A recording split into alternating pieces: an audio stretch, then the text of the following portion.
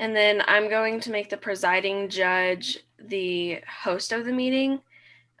Jake, are you the presiding judge? I am. Okay, I'm going to make you the host of the meeting real quick.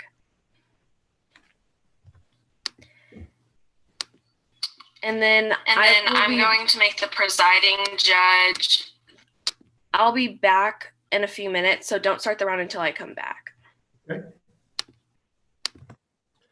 And it looks like Judge Avance and Judge Stallman are our scoring judges, and I have both of them here in the round with me. Is that right?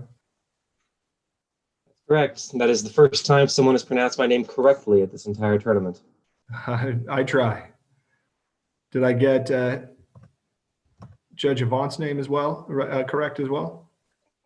It's actually A Vance, but it's okay. And yeah, I'm here and ready. Well, 50% ain't bad. All right. Well, great having everybody with us. We'll get started here as soon as we're allowed to.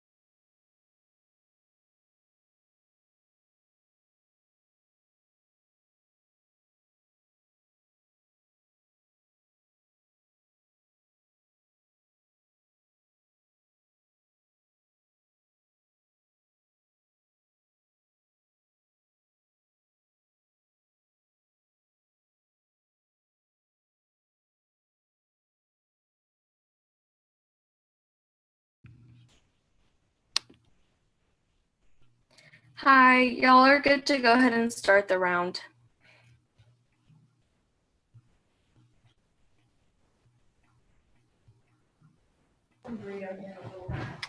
Great. All right. Thank you. Morning, everybody. Before we get started, we are not on the record yet. I'd just like to kind of informally help the scoring judges fill out the ballots correctly, because that's the most important part about any of this. That's how we determine the scores and figure out who wins. So let's do this. Let's go through the rolls here to make sure that their ballots are filled out correctly. I always like that when I'm the scoring judge. So again, we're off the record. Everything is informal. Let's just walk through it, beginning with the plaintiff's side. Who will be doing opening statement for the plaintiff? Abigail Frankie, Your Honor. I think Ms. Frankie. Opening statement from the defense. Alyssa Villarreal. I'm sorry, give me your last name again. Alyssa Villarreal. Villarreal, okay. And then let's do this with my my scoring judges. Let me know if you guys need more time. I'm just going to run through everybody so that you guys are ready to go. First witness from the, and so jump in and stop me anytime if you need more time. First witness from the plaintiff. Angel Rodriguez, and my actual name is Kanisha Barlow. Okay. So Ms. Barlow will be the witness. Who will be direct examining Ms. Rodriguez? I will, Your Honor. Cooper Attic. Mr. Attic will be doing the direct. Who's cross-examining Ms. Rodriguez? That would be me, Your Honor. Alyssa Villarreal. Ms. Villarreal, okay. Second witness from the plaintiff.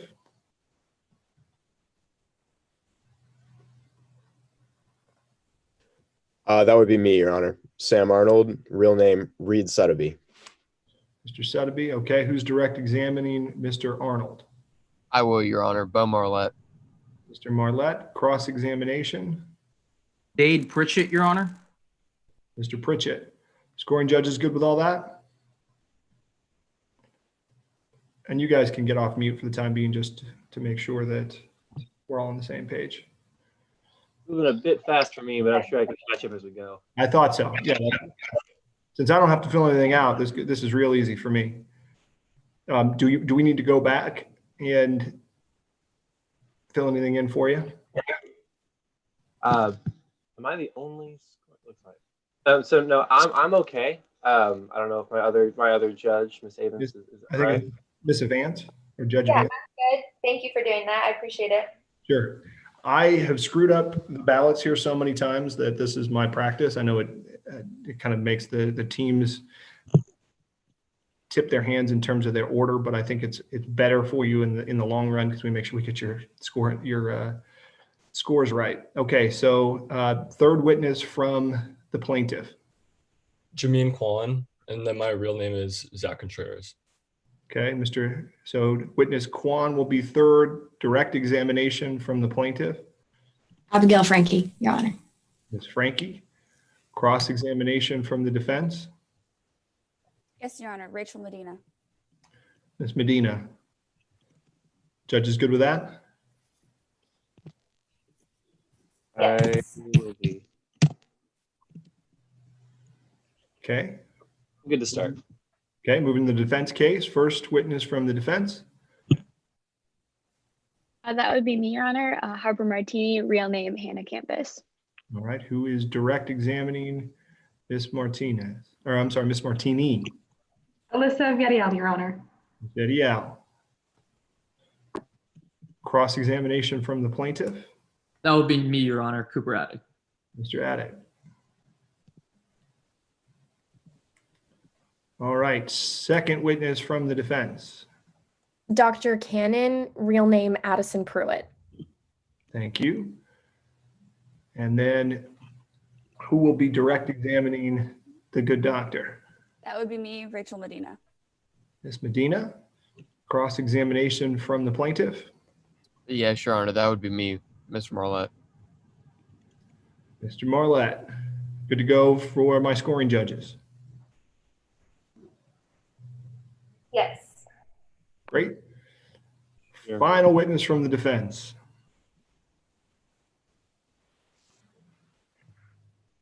Good morning, Your Honor. Austin Lewis. My real name is Adrian Armijo. Armijo? Yes, sir. Great. Direct examination of Mr. Lewis. Dade Pritchett, Your Honor. Mr. Pritchett, cross-examined by? Abigail Frankie, Your Honor. Excellent. Good with that?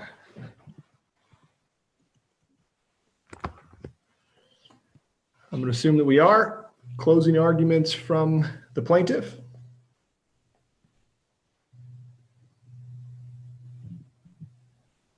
Anybody? Yes, Your Honor, that would be me. All right, Mr. Marlette.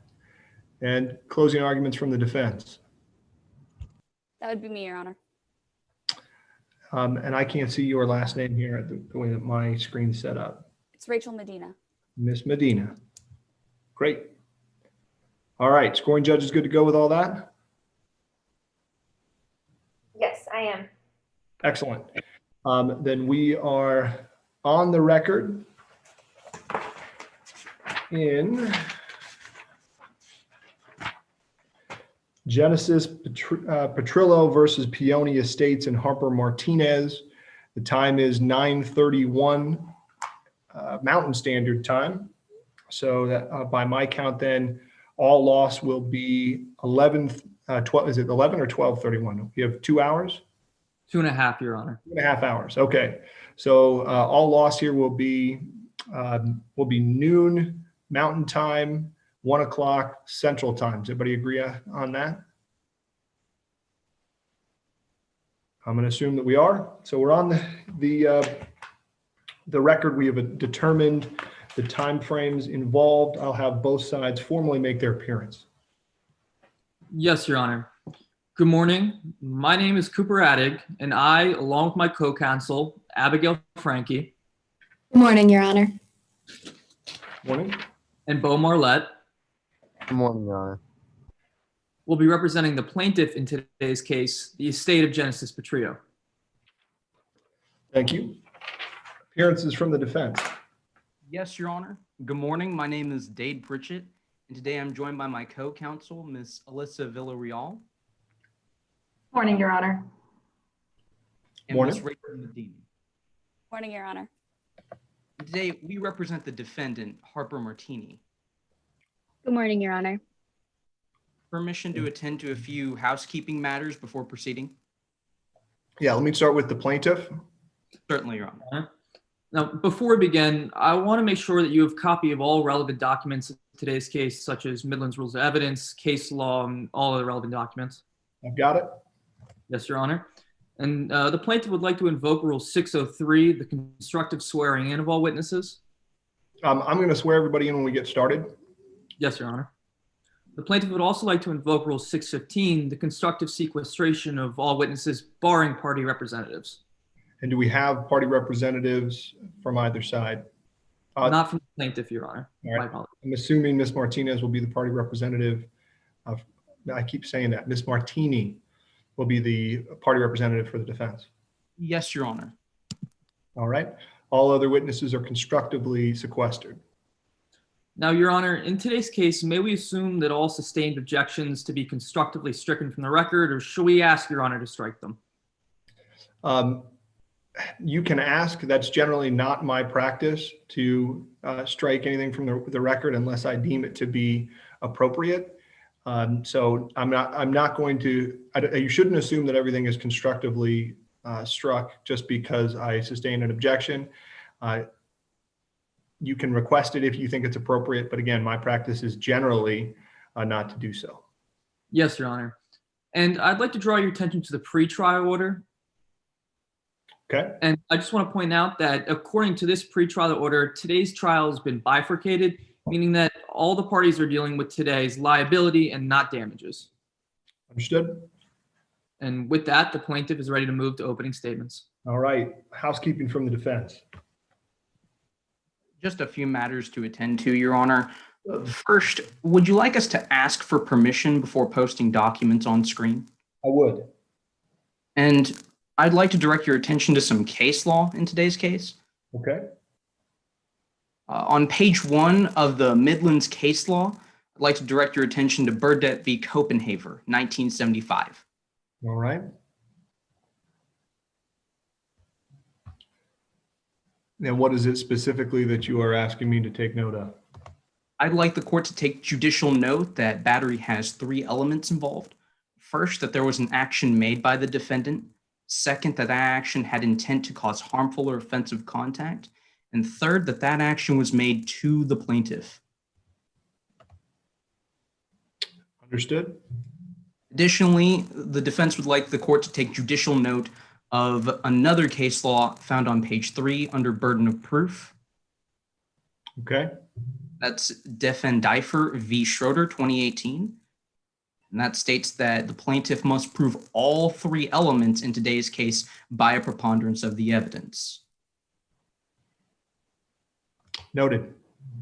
And finally, the defense would like the court to take judicial notice of stipulation 3 found in the stipulations file. Okay.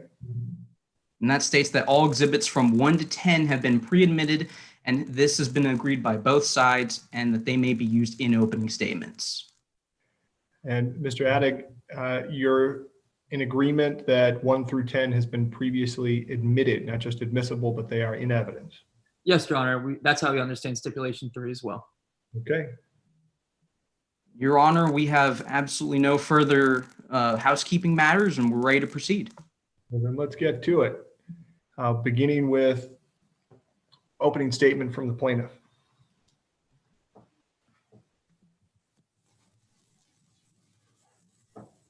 May I proceed? You may. May it please the court. I will make you disappear. Members of the jury, we are here today because Harper Martini did exactly that. She made Genesis Petrillo disappear by taking his life.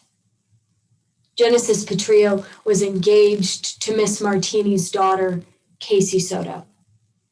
And Miss Martini could not stand the idea of her only daughter being married to someone who she hated, someone who she considered a pest she wanted to make disappear.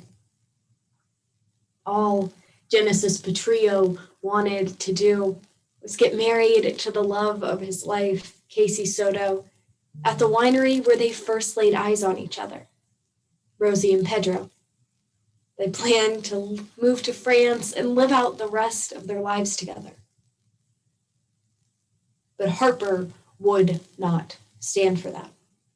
She insisted that their wedding be held at her winery so she could have complete control over everything in the wedding. The only issue was Genesis. The pair began to fight about everything, from the table settings to the floral decorations to how Casey should live her life. The fighting increased until there was little hope of anything being resolved, and with every snide comment, with every angry remark, things drew closer and closer to the breaking point. You will hear today that breaking point occurred on June 7th, 2019, the night of the rehearsal dinner, the day before Genesis and Casey's wedding. Harper and Genesis got into a fight that night that ended with Harper telling Genesis, "I will make you disappear." Soon enough, as the toast rolled around, Harper presented Genesis a bottle of Clara wine, a special bottle. But what Genesis didn't know is that special ingredient was pesticides. Pesticides that will put an end to his life. And that is why we, the plaintiff, have brought a claim of battery against Harper Martini. As the plaintiff, we bear the burden of proof. We have to meet this burden by a preponderance of the evidence, or simply that it's more likely than not that Harper Martini intended to cause harm to Genesis Petrillo by mixing pesticides with that bottle of wine, and as a result, Genesis Petrillo died. Members of the jury, in order to do this, first, we're going to call Miss Angel Rodriguez to the stand. She was a member of the wedding party and there on June 7th. She'll tell you not only about all of the fights that occurred in between Harper and Genesis, but especially that fight on June 7th where Harper told Genesis, "I will make you disappear." You'll also hear from Miss Rodriguez how Genesis was the only person to drink from that bottle of Cara wine. A bottle of Cara wine that Harper instructed Mr. Sam Arnold to give to Genesis. You'll hear from Mr. Arnold second. He was the caterer of the wedding, and Harper instructed him to give that bottle to Genesis and make sure only Genesis drank it alone. Harper told Sam that this bottle of wine would take care of their problems forever.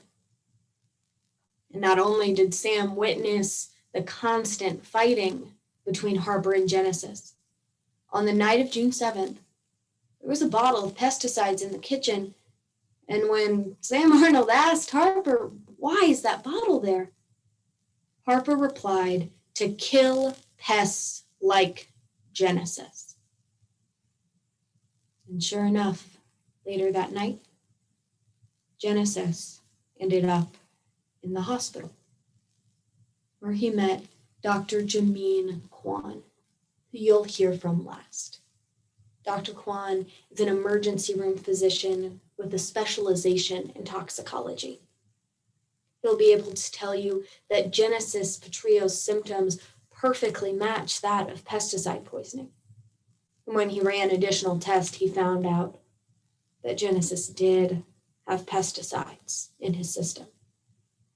He'll also tell you that he did everything he could, but it was simply too late. And Genesis Petrillo died. Members of the jury, we will show you today that Harper Martini intentionally mixed pesticides into that bottle of Cara wine, and as a result, Genesis Petrillo lost his life. Harper promised to make Genesis disappear, and she made good on that promise. And that is why, at the end of today's trial, we will ask you to find Harper Martini liable. Thank you.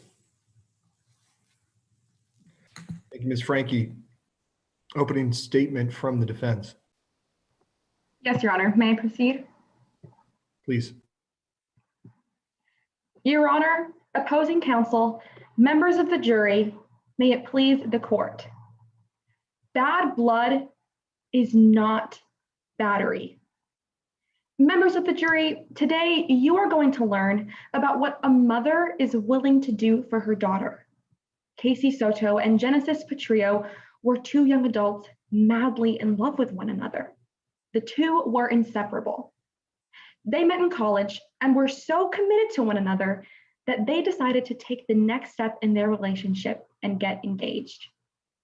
However, from the moment Mr. Petrillo met Miss Martini, they immediately had trouble in their relationship. Mr. Petrillo made disrespectful comments about the wine produced at Peony Estates, Miss Martini's locally owned winery. Later, Mr. Petrillo even went as far as to threaten to take Miss Martini's only child all the way to France, thousands of miles away from Miss Martini. And even though these trials were persistent, Miss Martini continued to do everything she could to amend her relationship with Mr. Petrillo.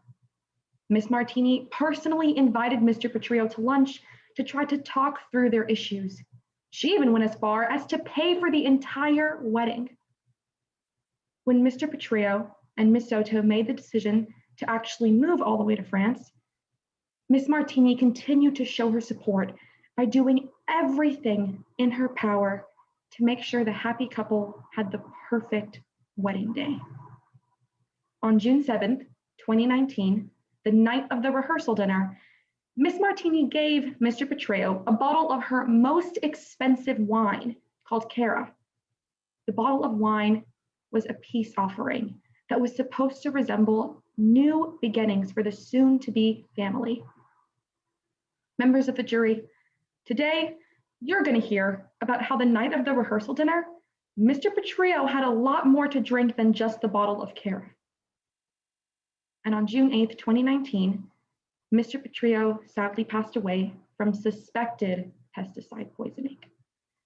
Today, you're also going to hear about the bad relationship between Miss Martini and Mr. Petreo. In fact, that may be all the plaintiff tells you today. But today, we are going to show you through the evidence that the bad blood between these two is not battery. Today, you're going to hear from 3 witnesses. First, you will hear from Dr. Cannon, a toxicology expert with several years of experience as both a doctor and a medical consultant. Now, Dr. Cannon is going to talk to you about how the possibility of pesticide poisoning is not limited to the bottle of Cara. Next, you will hear from Austin Lewis. Mr. Lewis, who worked at Peony Estates, is going to tell you how the pesticides were handled. Mr. Lewis is also going to tell you how Miss Martini would never do anything to hurt her own daughter. And lastly, you will hear from Miss Martini herself. She is going to tell you about how she had trouble in her relationship with Mr. Petreo. But nevertheless, she continued to do everything in her power to ensure her daughter was happy. As the defense, we have no burden in today's case. The burden lies solely on the plaintiff. It is the plaintiff who must prove to you by a preponderance of the evidence that Miss Martini is liable for battery. And in order for that burden to be met, the plaintiff has to prove 3 elements to you today. First, the plaintiff must prove that Miss Martini committed an act. Next, the plaintiff must prove that Miss Martini's act was intended to cause harm. And finally, the plaintiff must also prove that in result, Mr. Petreo was harmed. Although the plaintiff will try to make this look simple, know that it is not. Members of the jury, do not get distracted by the story the plaintiff is going to tell you today, because it's nothing more than that, a story. At the end of today's trial, my co-counselor, Rachel Medina, will come before you, and she will ask you to find Miss Martini not liable for battery, because bad blood is not battery. Thank you. Thank you. First witness from the plaintiff. Yes, Your Honor. The plaintiff calls Miss Angel Rodriguez.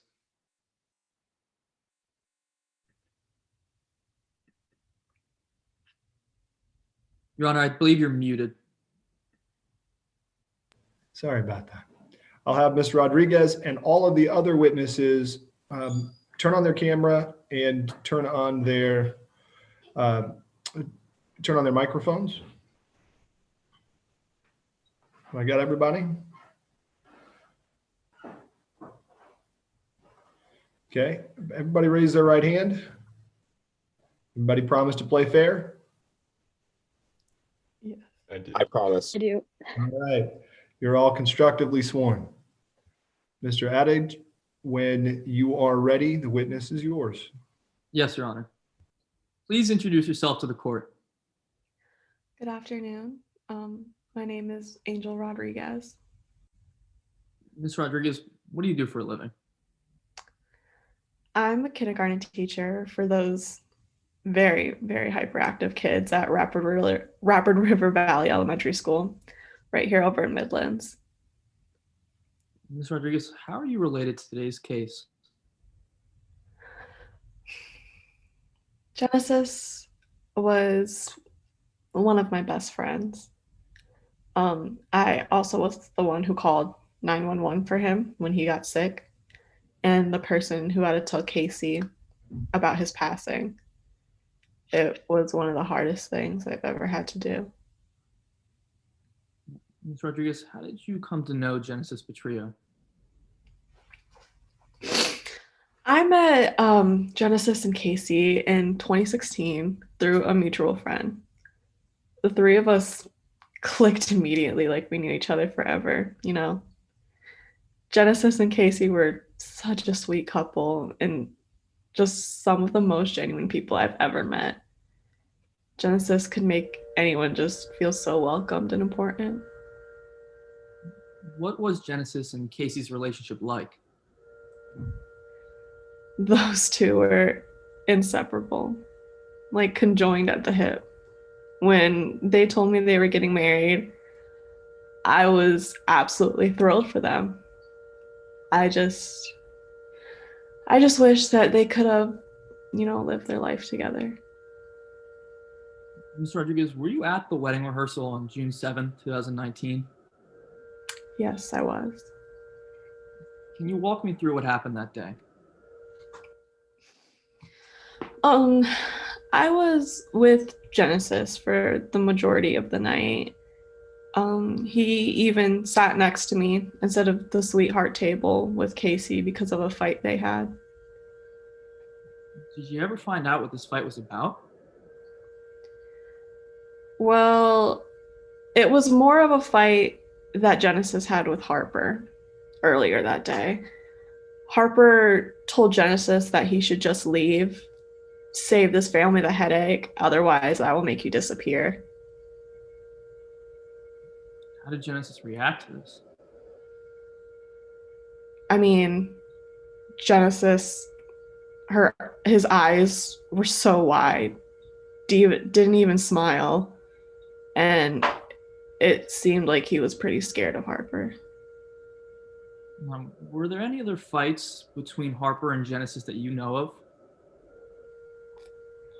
Yes. During the rehearsal dinner, Genesis was concerned about that comment and confronted Harper about it. I saw Harper grab Genesis's arm and pull Genesis into the hallway.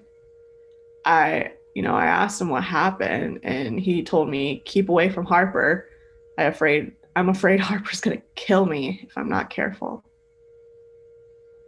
Now, did you see Harper Martini at all that day besides that one fight? Yeah, I did. Harper was outside of the kitchen. She was holding a canister that said pesticides on it. I just thought it was so strange why she would take pesticides in the kitchen. So I asked her about it. What did Harper say? Well, honestly, I think my question probably frazzled her because she hesitated quickly and said, it's for Genesis because Genesis is such a pest. I gave her a weird look, then Harper walked away. I want to move on to the wedding rehearsal dinner itself. Was Genesis drinking that night? He was barely drinking that day. I saw him take a sip of his champagne, but not much more than that. I even asked him why he was taking it so slow. We would always drink so much together. And it was supposed to be a day of celebration, but he just shrugged me off. I could tell something was definitely bothering him. What happened next, Ms. Rodriguez? Speeches were next. Harper called Genesis a problem child and kept making, these just such mean jokes about him. Nobody laughed at it, especially not Genesis. Were there any other toasts or speeches given that night? Yes. Around 10 p.m., Harper made another toast to Genesis and gave him a bottle of Cara wine. Harper also gifted the rest of the people at the wedding with a bottle of wine. Well, did you also receive a bottle of that Cara wine? No, I received a bottle of Horizon wine, and the rest of the party did as well. Genesis was the only one who had a Cara bottle. And would you recognize a copy of the label of this Cara bottle of wine if I showed it to you today? I would. Your Honor, permission to screen share what has been pre-admitted as Exhibit 2B. May-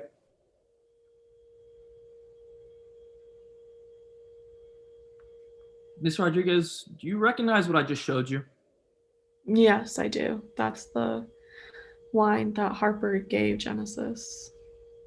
And is this the same label that was on that bottle of wine that Genesis received from Harper? Yeah, it is. Now I'll let the record reflect that I'm currently not screen sharing the exhibit anymore. Now, Ms. Rodriguez, did you see Genesis drink that bottle of Cara wine at all? I did. He, in fact, offered it to everybody around him, but everyone declined. I had a sip, but it tasted not right, to say the least. I love wine, but that didn't sit right with me. Did Genesis drink a lot of the Cara wine? Well, I've seen Genesis drink before. Trust me, he was way much more of a heavyweight than I am. But he had a couple glasses of wine from the bottle that Harper gave him. But he was acting way too drunk, just from the amount he had drank. What do you mean by this, Ms. Rodriguez? I mean, he just looked way drunker than he should have based off of what he drank. I know Genesis. He even told me that this was a kind of feeling that he never had before. I got so worried about him, especially because I've seen him drink an entire bottle of wine and not even get a hangover in the next morning. I wanted him to rest, but he didn't want to. What happened next?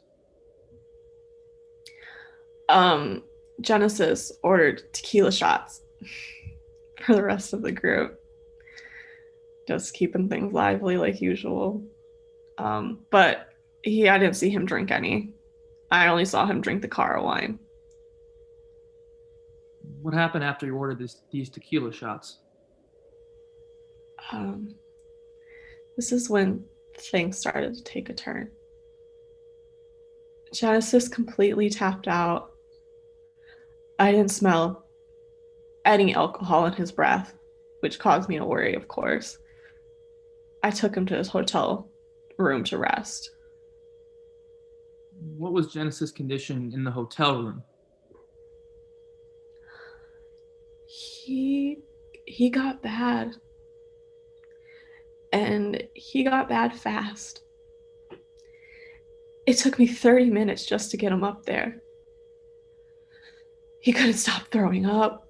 I would give him water, and he would just immediately vomit it back out.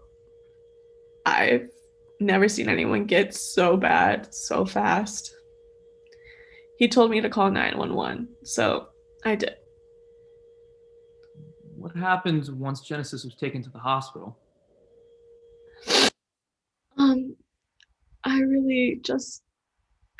I don't remember the ride there that much. The sirens were screaming, and I just held Genesis's hand. He fell into a coma, and the doctor told me that he was poisoned. I had to tell Casey, so I went back. What happened once you returned to Peony Estates? I rushed over to tell Casey, but before I got a chance to, I met up with Harper in the hallway. I hadn't even said anything before she said, Genesis got poisoned. Oh no, we'll have to cancel the wedding. Go tell Casey. Casey needs to know. Ms. Rodriguez, just to be clear, before calling 911, had you shared your concerns about Genesis's condition to anybody else? No, at first I didn't want anyone to worry. I didn't tell anyone from the wedding. Was anybody else with you at the hospital? No, it was just me. I was the only person with Genesis. Thank you. No further questions. Cross-examination. Yes, Your Honor. Now, you were good friends with Mr. Petrillo and Miss Soto, right? Yeah, 3 peas in a pod. And you were also part of their wedding party, right? Of course. And you did notice that tension was high between Miss Martini and Mr. Petrillo. I mean, it was hard not to notice. And on direct examination, you said you saw Miss Martini with the bottle of pesticide, right? She was walking into the kitchen with it. Yes, and after she said it's for Genesis because Genesis is such a pest, she said she was kidding, correct?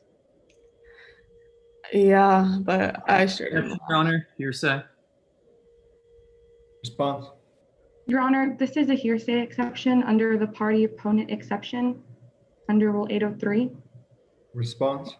Your Honor, I believe the party opponent section is 801D. In today's case, the plaintiff is the only one with a party opponent. Ms. Harper Martini is our party opponent. It's the defense's party representative, and 801D doesn't apply to party representatives. Your Honor, may I respond? You may. I asked about a statement that was already reflected onto the record that was asked on direct examination. Your Honor, may be heard on. No. I agree with Mr. Added. The statement comes from your side, essentially. This is your party, not your party opponent, and so it is self-serving hearsay. And so I'm going to sustain the objection. Yes, Your Honor. Yes, Your Honor. Now, during the wedding rehearsal, you saw Miss Martini give a toast. Yes, she did. And in Miss Martini's second toast, you would agree with me in saying that Miss Martini was trying to make amends with Mr. Petrillo. Is that correct? Objection, Your Honor. Speculation. May I respond, Your Honor? Yep. Your Honor, I'm asking a witness to testify to her rationally based perception. Response. Your Honor, the opposing counsel asked Ms. Rodriguez whether or not Ms. Martini was trying to make peace with Genesis with that offering of the bottle of wine. Ms. Rodriguez can't speculate into the mindset of Harper Martini at that time or what the meaning of giving this bottle of wine was. Therefore, this is inadmissible. Your Honor, may I respond? Yes. I'm asking the witness to testify based upon the actions she witnessed at the rehearsal dinner. If the witness doesn't know, she's more than able to say that she can't testify towards that.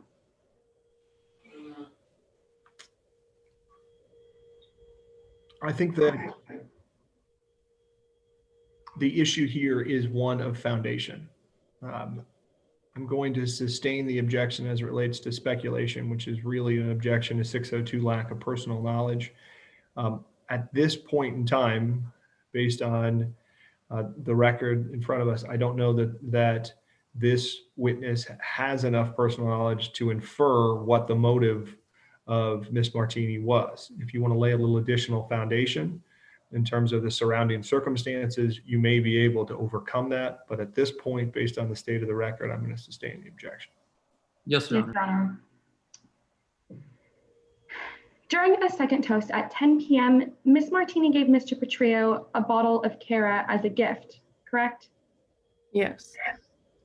And throughout the night of the wedding rehearsal, you saw Mr. Petrillo drink a couple of glasses of Cara.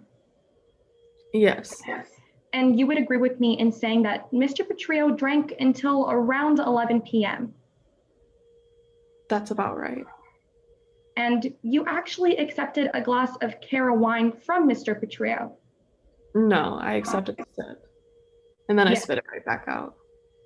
In fact, you were the only other person to accept a sip of Cara, correct? Yes. But you never experienced any type of poisoning or illness, is that correct? No, I spit it back out. and later around 10:45 p.m., you did notice that Mr. Petrillo was acting strange. Yeah, it wasn't him. That wasn't normal drunk Genesis. Yes, you even recognized that Mr. Petrillo had never acted this strange before. No. He even ended up throwing up, right? I would give him water, and that would come right back out. And he also started sweating excessively? Yes. And so around 12:42 a.m., you decided to call 911. Yes, after Genesis asked me to. So you waited an entire 2 hours to call for help, right? Listen, I really just thought he was just really drunk at first, and then things got really worse. I never wanted to think that he was poisoned. Thank you, Ms. Rodriguez, but I'm going to go ahead and direct you back to my question. You waited an entire 2 hours to call for help, is that right? Yeah, that's correct. And within those 2 hours, you did not contact Ms. Soto. I really didn't want her to worry. You waited until Mr. Petrillo slipped into a coma to notify Ms. Soto. Yeah, it all just happened so fast. Ms. Rodriguez, you did not ever see Miss Martini put pesticides in the bottle of Cara wine, correct? No. You actually never even saw pesticides anywhere near the wine itself, correct? The only time I saw it is when Harper was carrying it to the kitchen. Directing you back to my question, Ms. Rodriguez, you never saw pesticides near the wine, correct? I never saw it. No further questions, Your Honor. Redirect. No, Your Honor. I just asked my witness to be allowed to step down. Any objection, Ms. Villarreal? No, Your Honor. Ms. Rodriguez is excused with the thanks of the court. Further witnesses from the plaintiff.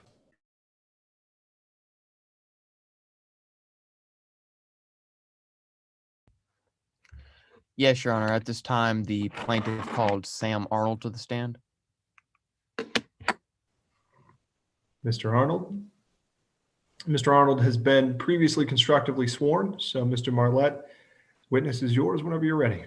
Well, actually, hang on. Let me take a step back. Both of our scoring judges ready to proceed to the next witness? Yes. Then Mr. Marlette, whenever you're ready. Yes, Your Honor. Can you please introduce yourself for the court? Hello there. My name is Sam Arnold. And Sam, why are you here today? Well, I would assume it's not because I make the best steak in Rapid River County. Probably has something to do with the fact that I was working in Harper Martini's kitchen. And Sam, how did you get into cooking? Well, I made my start in the best areas of all of France, started off small, worked my way up. Then I started a show called Iron Chef, which aired on Food Network, where I basically yelled at all of the people for 50 minutes straight. It was amazing. And it really got the anger out.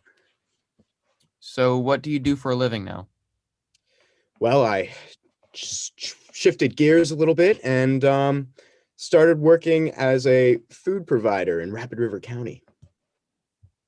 And how did this bring you into contact with Harper and Peony Estates? Well, as a part of that, I also got a contract for 3 seasons of my new show called Hell's Winery. It was amazing. And Harper Martini was our top client. And how did this bring you into contact with Genesis and Casey?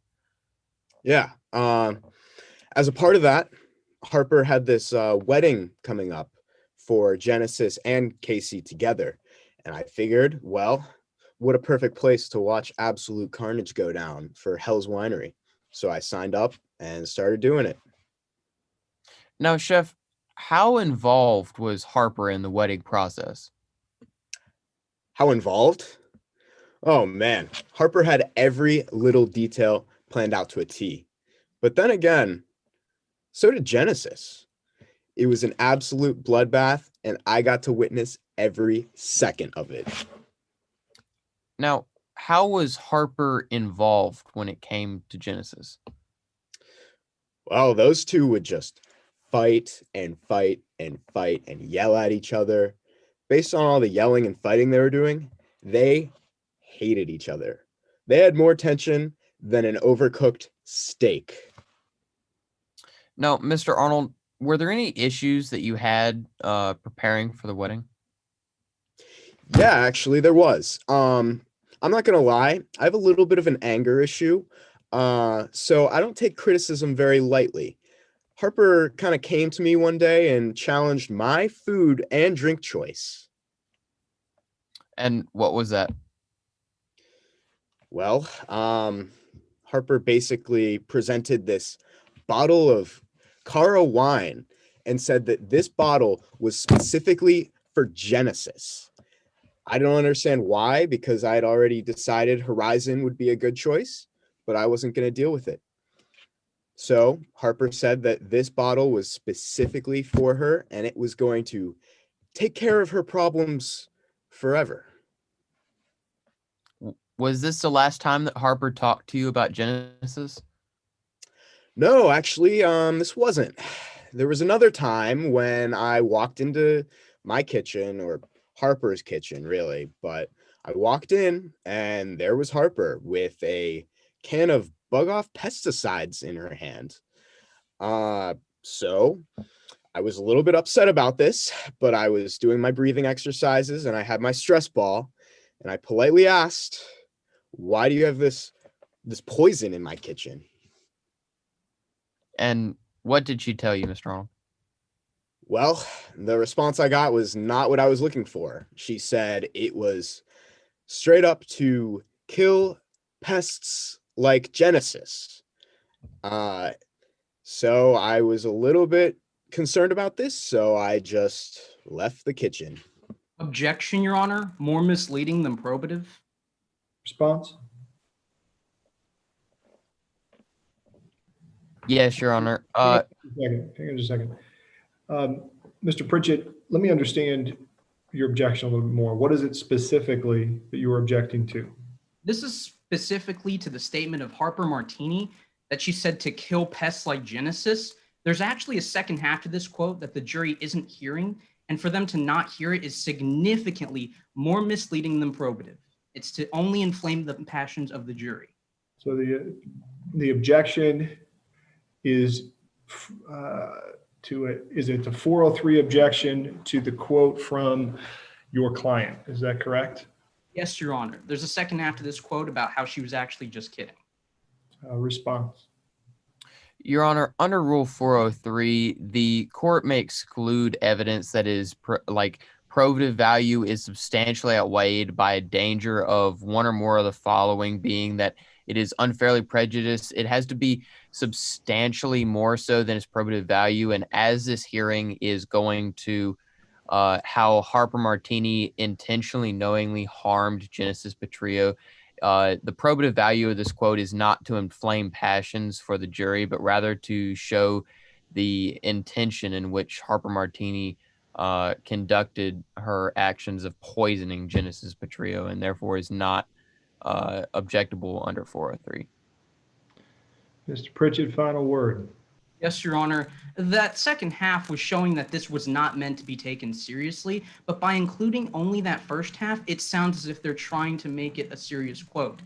By taking out that second half, it's significantly more misleading than it is probative. And if I may actually read the specific wording of Rule 403 for the court.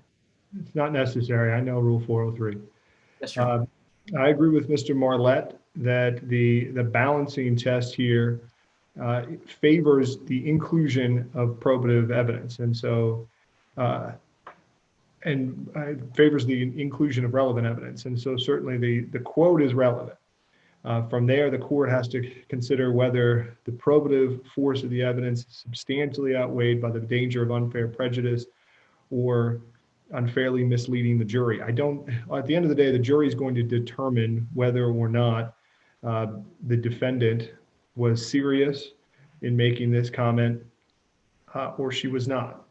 So I'm not going to exclude the statement under 403. I think it clearly is more probative than it is unfairly prejudicial, and even to the extent that there may be a danger of misleading the jury, that danger doesn't substantially outweigh what is clearly a strong probative force of the evidence.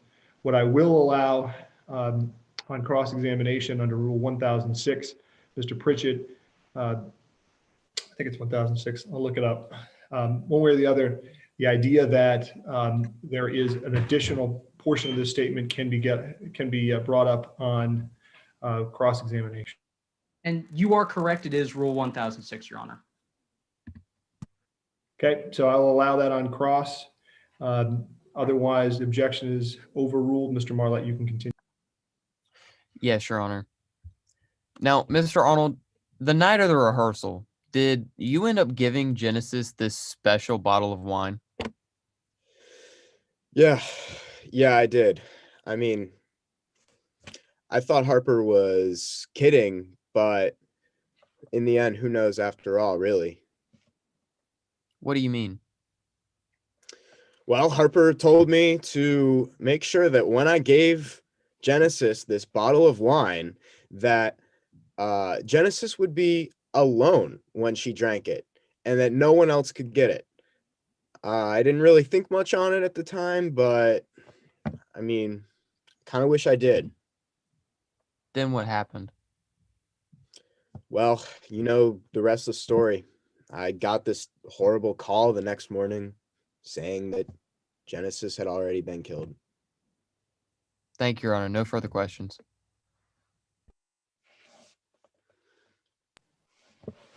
Cross-examination. Yes, Your Honor. Now, Mr. Arnold, I want to start with 2016. That was when you met Harper Martini, right? It is indeed. Yep.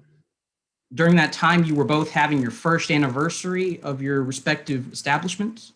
We're both going places. Me with my food business and Hell's Winery, the TV show, getting great ratings, and her with her winery. So that's a yes to my question that you were both having upcoming anniversaries for your establishments. Yep, that's correct. Since then, you've gotten to know Miss Martini pretty well, haven't you? I'd say so, yeah.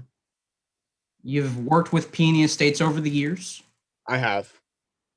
With a yes or a no, you believe that Miss Martini would do anything to protect Peony Estates? I don't really know about that one. Are you saying you don't believe that Miss Martini would do anything to protect Peony Estates? Well, it depends on like how far you mean. Like she definitely cares about her business, that's for sure. So that's a yes to my question. You do believe that Miss Martini would do anything to protect Peony Estates? She wouldn't do anything, but yeah, sure. She really cares about her business. She wouldn't do anything to jeopardize the future of Peony Estates? I don't know. I can't really go into the mind of Harper Martini. Is that a no to my question, Mr. Arnold? Yeah. Objection, Your Honor. The opposing counsel is asking my witness to go into the mind of Harper Martini's lack of personal knowledge. Response, Your Honor? Yeah, and give me the question again. That she wouldn't do anything to jeopardize the future of Peony Estates? You can respond. Yes, Your Honor. It's already been clearly established, not only through the direct examination with opposing counsel, but also through my cross-examination and previous questions, that Mr. Arnold is very well acquainted with her. In fact, in an earlier question, he even testified, yes, that she would do anything to an extent to protect Peony Estates. Therefore, it's perfectly within his rationally based perception to testify whether or not she would or would not rationally protect the future of Peony Estates. Mr. Marlett, final word. Yes, Your Honor. Although Mr. Arnold has a lot of exposure to Harper Martini, that does not necessitate his ability to delve into the mind of what a person is willing to do or not to do in order to protect some sort of interest that is elicited by opposing counsel. And as such, I would say this is still lack of personal knowledge. I think that we have crossed over into territory where what you're requesting or what you're asking Mr. Pritchett of this witness is the motivation of another person. And I think that is speculative. So I'm going to sustain the objection. And I think you can explore this concept other ways, but asking specifically whether or not Ms. Martini would or would not go to certain lengths, I think is speculative. It isn't something he could personally know, and so I'm going to sustain the objection. Yes, Your Honor. Mr. Arnold, Ms. Martini wouldn't do something to jeopardize the future. Sorry, let me reword that question for you, Mr. Arnold. Ms. Martini wouldn't allow bad blood to ruin Peony Estates, would she? I mean, I can't really speculate onto that. I mean, Harper really cares about her business, but I don't really know what she would do personally about that sort of thing. Okay, so moving on to the Cara wine, Harper got this special wine for Genesis, right? Yeah. She said that it was only for Genesis and that she would be alone when she drank it. That's right. She asked for it to be enjoyed in private. She didn't say that, no. She said be alone when she drinks it. Are you saying that alone and private don't mean the same thing? Well, I'm just trying to give you an accurate quote. I mean, she did not say that she wanted her to enjoy it in private. She said you learned that you had to take special care of it, right? Yeah, I had to make sure that no one else drank it. But you don't know why you had to take special care of it, do you? No, I don't. It was really weird. So you don't know that was actually being used to amend the bad blood between them? No, I didn't know that, actually. You don't know it was being used as a peace offering? I didn't know that either. I have no idea. Mr. Arnold, you didn't see Harper open that bottle at any time? Sorry, could you repeat that? You did not see Miss Martini open the bottle of Cara wine at any time? No, I didn't see her open it. You didn't see her put anything inside that bottle? No, I didn't really see anything like that. And in fact, you're not even sure if Genesis drank that bottle, are you? No, I mean, I just gave it to her and then left. That's a yes to my question. You're not sure if Genesis Petrillo drank the Cara wine. I specifically am not sure that she drank the Cara wine. So you'd agree with me that Genesis Petrillo and Harper Martini, they had bad blood, right? Yeah, absolutely. They were just constantly yelling and fighting over anything. Mr. Arnold, does bad blood mean I want to poison someone? I don't know. Miss Martini never said she wanted to hurt Genesis, did she? No, but she did say when she had pesticides in her hand that she was like gonna kill pests like Genesis or something. Or she Objection, Your Honor, non-responsive. Response? Your Honor, my witness is just responding to the question that counsel had asked in the best way that he knows how, bringing in the information that he has knowledge of. So I would ask that this objection be overruled. I agree. I think that it was a crafted question that allows for a very open-ended answer. And so, Mr. Pritchett, that's the question you asked. It's not a leading question. And so you're stuck with whatever response you get. Now, at one point while you were planning the wedding, you sat down with Miss Martini, right? Yeah, I did. And while you were sitting down with her, she played a voicemail? Yeah. And in that voicemail, you actually heard a voice, right? I did hear a voice in the voicemail. That's correct. You heard Genesis Petrillo's voice. I did. Would you recognize a copy of that voicemail if it were shown to you today? Sure. Your Honor, permission for Ms. Villarreal to post Exhibit 8 on screen, noting it's been pre-admitted? You may.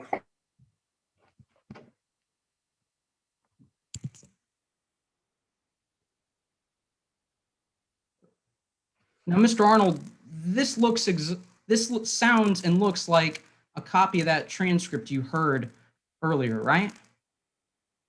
Yeah. It's a fair and accurate copy? Looks pretty good, yeah. Right here, it actually says that you'll never see me, your future kids, or your grandkids ever again, right? Yeah, Genesis was really saying some hard words to Harper. I mean, they were at their ends with each other. In fact, the final line of that voicemail was, "You'll die alone at that sad place and no one will care." Yeah, like I said, it was like at the breaking point of this point or something. But despite after all of that, Harper was still willing to try and make amends. I don't really know about that, whether Harper was trying to do that or not. I mean, she gave her the bottle, but I don't know why she did it. No further questions, Your Honor. Redirect. Not at this time, Your Honor. I would just like to ask that my witness be allowed to step down. Any objection from the defense? No objection, Your Honor. All right. Mr. Arnold, you are excused with thanks to the court. The scoring judge is ready to proceed.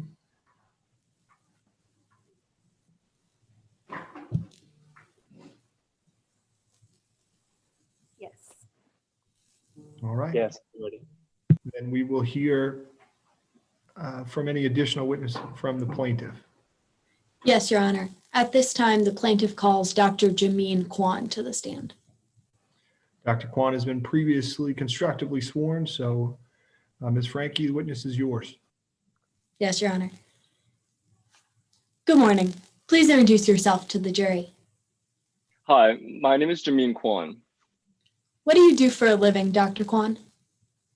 I am an emergency room physician. Where did you go to school? Well, I received my Bachelor of Science in Biology from the Georgia Institute of Technology in 1993, then received my MD from the University of North Carolina Chapel Hill School of Medicine in 1997. I later completed a fellowship at Emory University Hospital, Atlanta, where I specialized in toxicology and emergency medicine. Describe your experience in emergency medicine.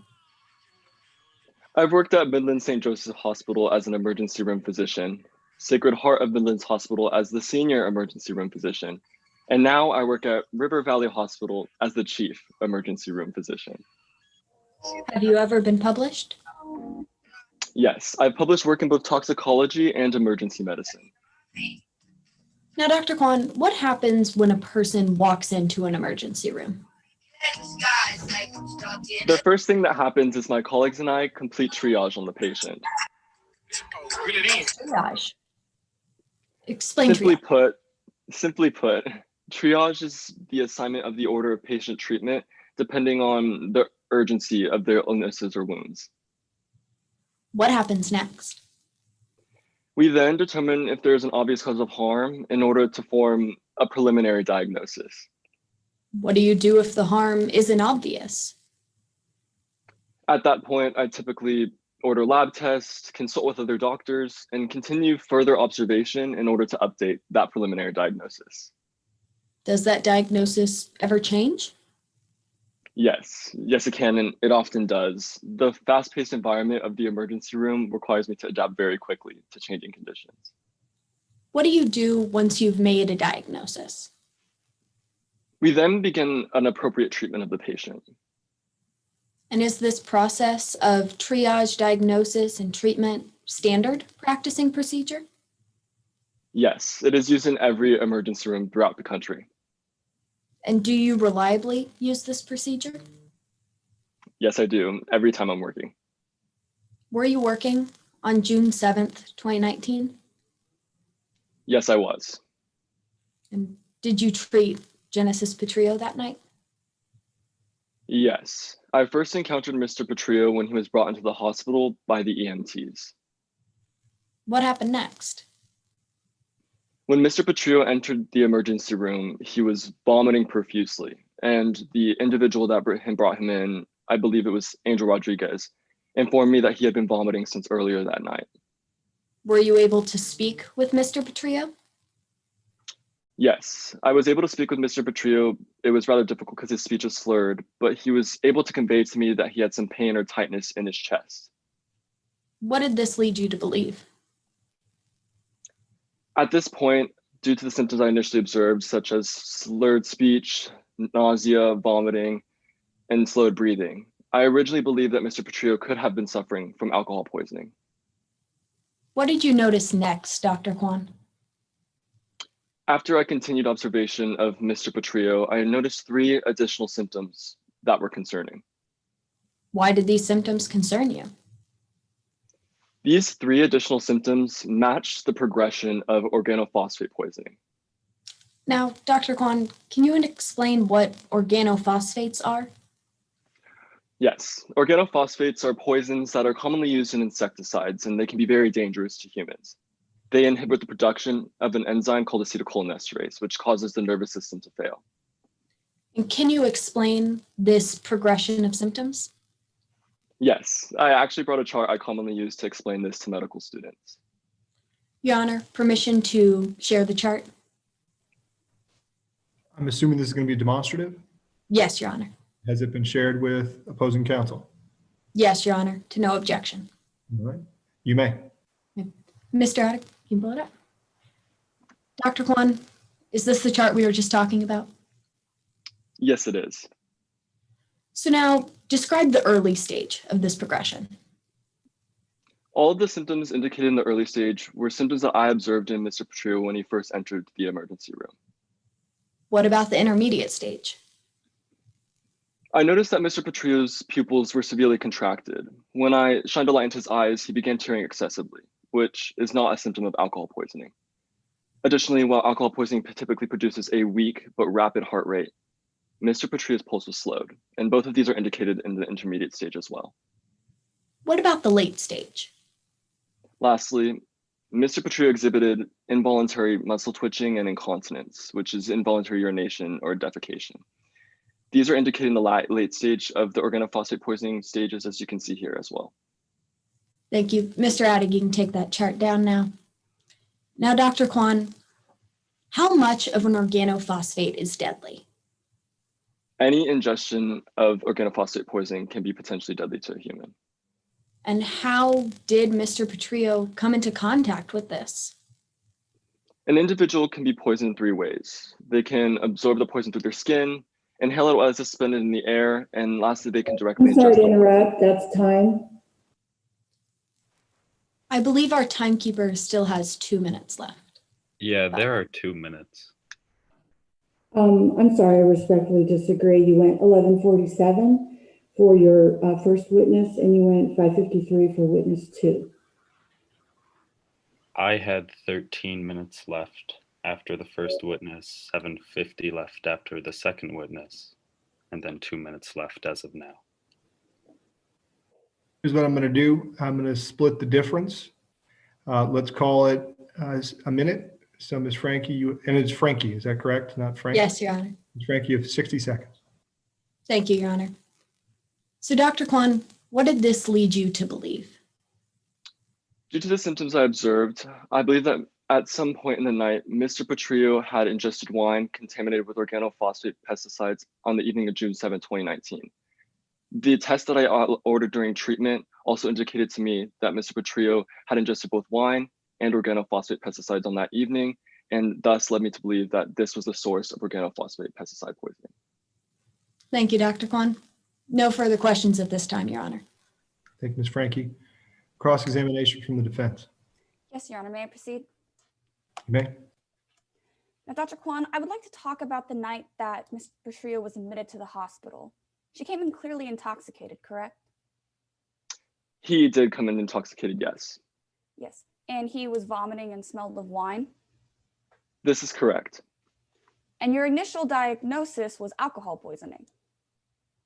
Initially, yes, but after the additional symptoms that we observed, we quickly changed that diagnosis. Yes, and this initial diagnosis was because his symptoms were consistent with alcohol poisoning at the time. Yes, this is typical. Many different types of diagnoses overlap, and we just continue observation until we come to a conclusive one. Yes, and Dr. Kwan, he was actually admitted to the hospital under this diagnosis, yes or no? Initially, yes, the preliminary diagnosis. However, that is not the one that we ultimately came to. Yes, you later thought that something else could be causing his symptoms, correct? I knew that something else was causing his symptoms, yes. So like any doctor would do, you ordered further testing to be done. Yes, this is typical in my field of work. And these tests showed low levels of acetylcholinesterase in his system. Yes, and this is closely correlated to organophosphate pesticide poisoning. Yes, and Dr. Kwan, it was after reviewing these medically sound results that you began treating Mr. Petrillo for organophosphate poisoning, yes or no? No. No, you actually began treating Mr. Petrillo for pesticide poisoning on June 7th, when you did not even see your test results until after Mr. Petrillo had died. Is that correct? This is correct. However, it is typical to start treating the patient before you have any lab test results, as there is a delay in testing. But that was a yes to my question. Yes, but it is very typical to do this. Dr. Kwan, isn't it true that you sit on the board of directors for Organic Solutions, which is an organization that actively advocates against the use of chemical pesticides? Yes, it is one of my many volunteer positions that I take up in my free time. You are actually hopeful that this case today will convince legislators to ban the use of these pesticides. Yes, I believe it is legislators' duty to protect citizens, and obviously if there were a ban, it would have prevented a tragedy such as this. So that was again a yes to my question. Yes. Dr. Kwan, as a medical expert, you are aware that the eventual cause of death for alcohol poisoning cases is respiratory failure, yes or no? No, not exactly.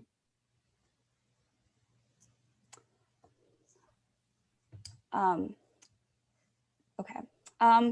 But respiratory failure is the fatal symptom that you listed as the primary cause of death on Mr. Petrillo's death certificate. This is correct. Thank you, Your Honor. No further questions. Redirect with the, call it 40 seconds you have remaining. No, Your Honor. I ask that my witness be allowed to step down from the stand. Any objection, Ms. Medina? None, Your Honor. The good doctor can be excused with the thanks of the court. Anything further from the plaintiff? No, Your Honor. At this time, the plaintiff rests its case in chief and asks for a brief 5 to 10 minute recess. All right, so I have it as 10:37 Mountain Time. We agreed that all loss was going to be noon my time. Is that right? I believe so, Your Honor. I'm asking our timekeepers. So I think that we're doing okay on time. Let's do this just to keep us going. I have it as 37. I'd like to be back by 40. So let's take a quick 3 minutes and I'll see everybody then. Until that point, we are in recess. Yes, Your Honor.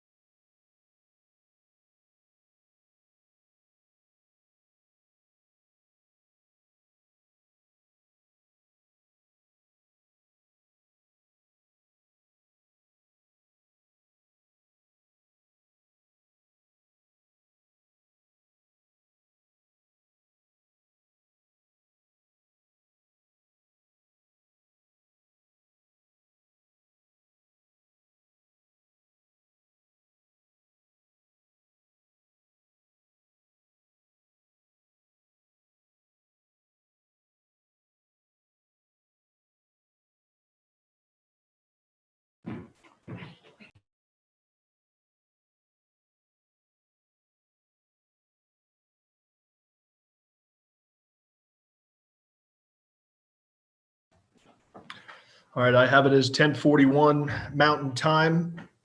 We should be back. Do I have all the parties? The plaintiff's here, Your Honor. Defense? The defense is here, Your Honor. All right, everybody ready to proceed? I'm assuming that we are. We are back on the record in Genesis Portillo versus Peonia Estates and Harper Martini. The plaintiff has put on their case in chief at this time. Does the defense have any witnesses that it wishes to put on? Yes, Your Honor. May we call our first witness? Go right ahead. At this time, the defense calls Harper Martini. Ms. Martini has been previously sworn. Witness is yours, counsel. Yes, Your Honor. Please introduce yourself to the court. Hi, my name's Harper Martini. Can you tell us what you do for a living? Yeah, so I actually grew up in Napa Valley, California on my family's vineyard. So I loved that business so much, I decided to open up my own winery, Peony Estates, here in Midlands. Your Honor, permission to share Exhibit 4, noting that it has been pre-admitted under Stipulation 3. You may.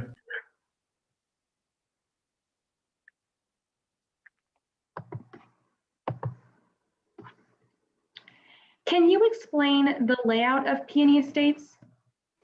Yeah, of course. So it's pretty close together. It's kind of small. It was all I could afford at the time, but everything, the main area is up in the top left, as you can see, the bottling area, the dining room, everything's there. And then we grow all the grapes down on the vineyards at the bottom there. And then I also have some bed and breakfast cabins that people can stay in. And then down underneath of the parking lot is where we store the pesticides that we use, as well as the wine for aging. Ms. Martini, can you tell us a little bit more about your personal life? Yeah, there's really not that much to tell. My husband died a long time ago, and so my life right now revolves around Casey, who's my only child. I've been a single mom for a while, so Casey's always come first. She's my whole world. So how would you describe your relationship with Miss Soto? I've always been extremely close with Casey, and I prioritize Casey's happiness over pretty much anything. We were two peas in a pod because we were all we had. The only time we really had issues in our relationship was when Casey started dating Genesis. Miss Martini, do you know why you're here today?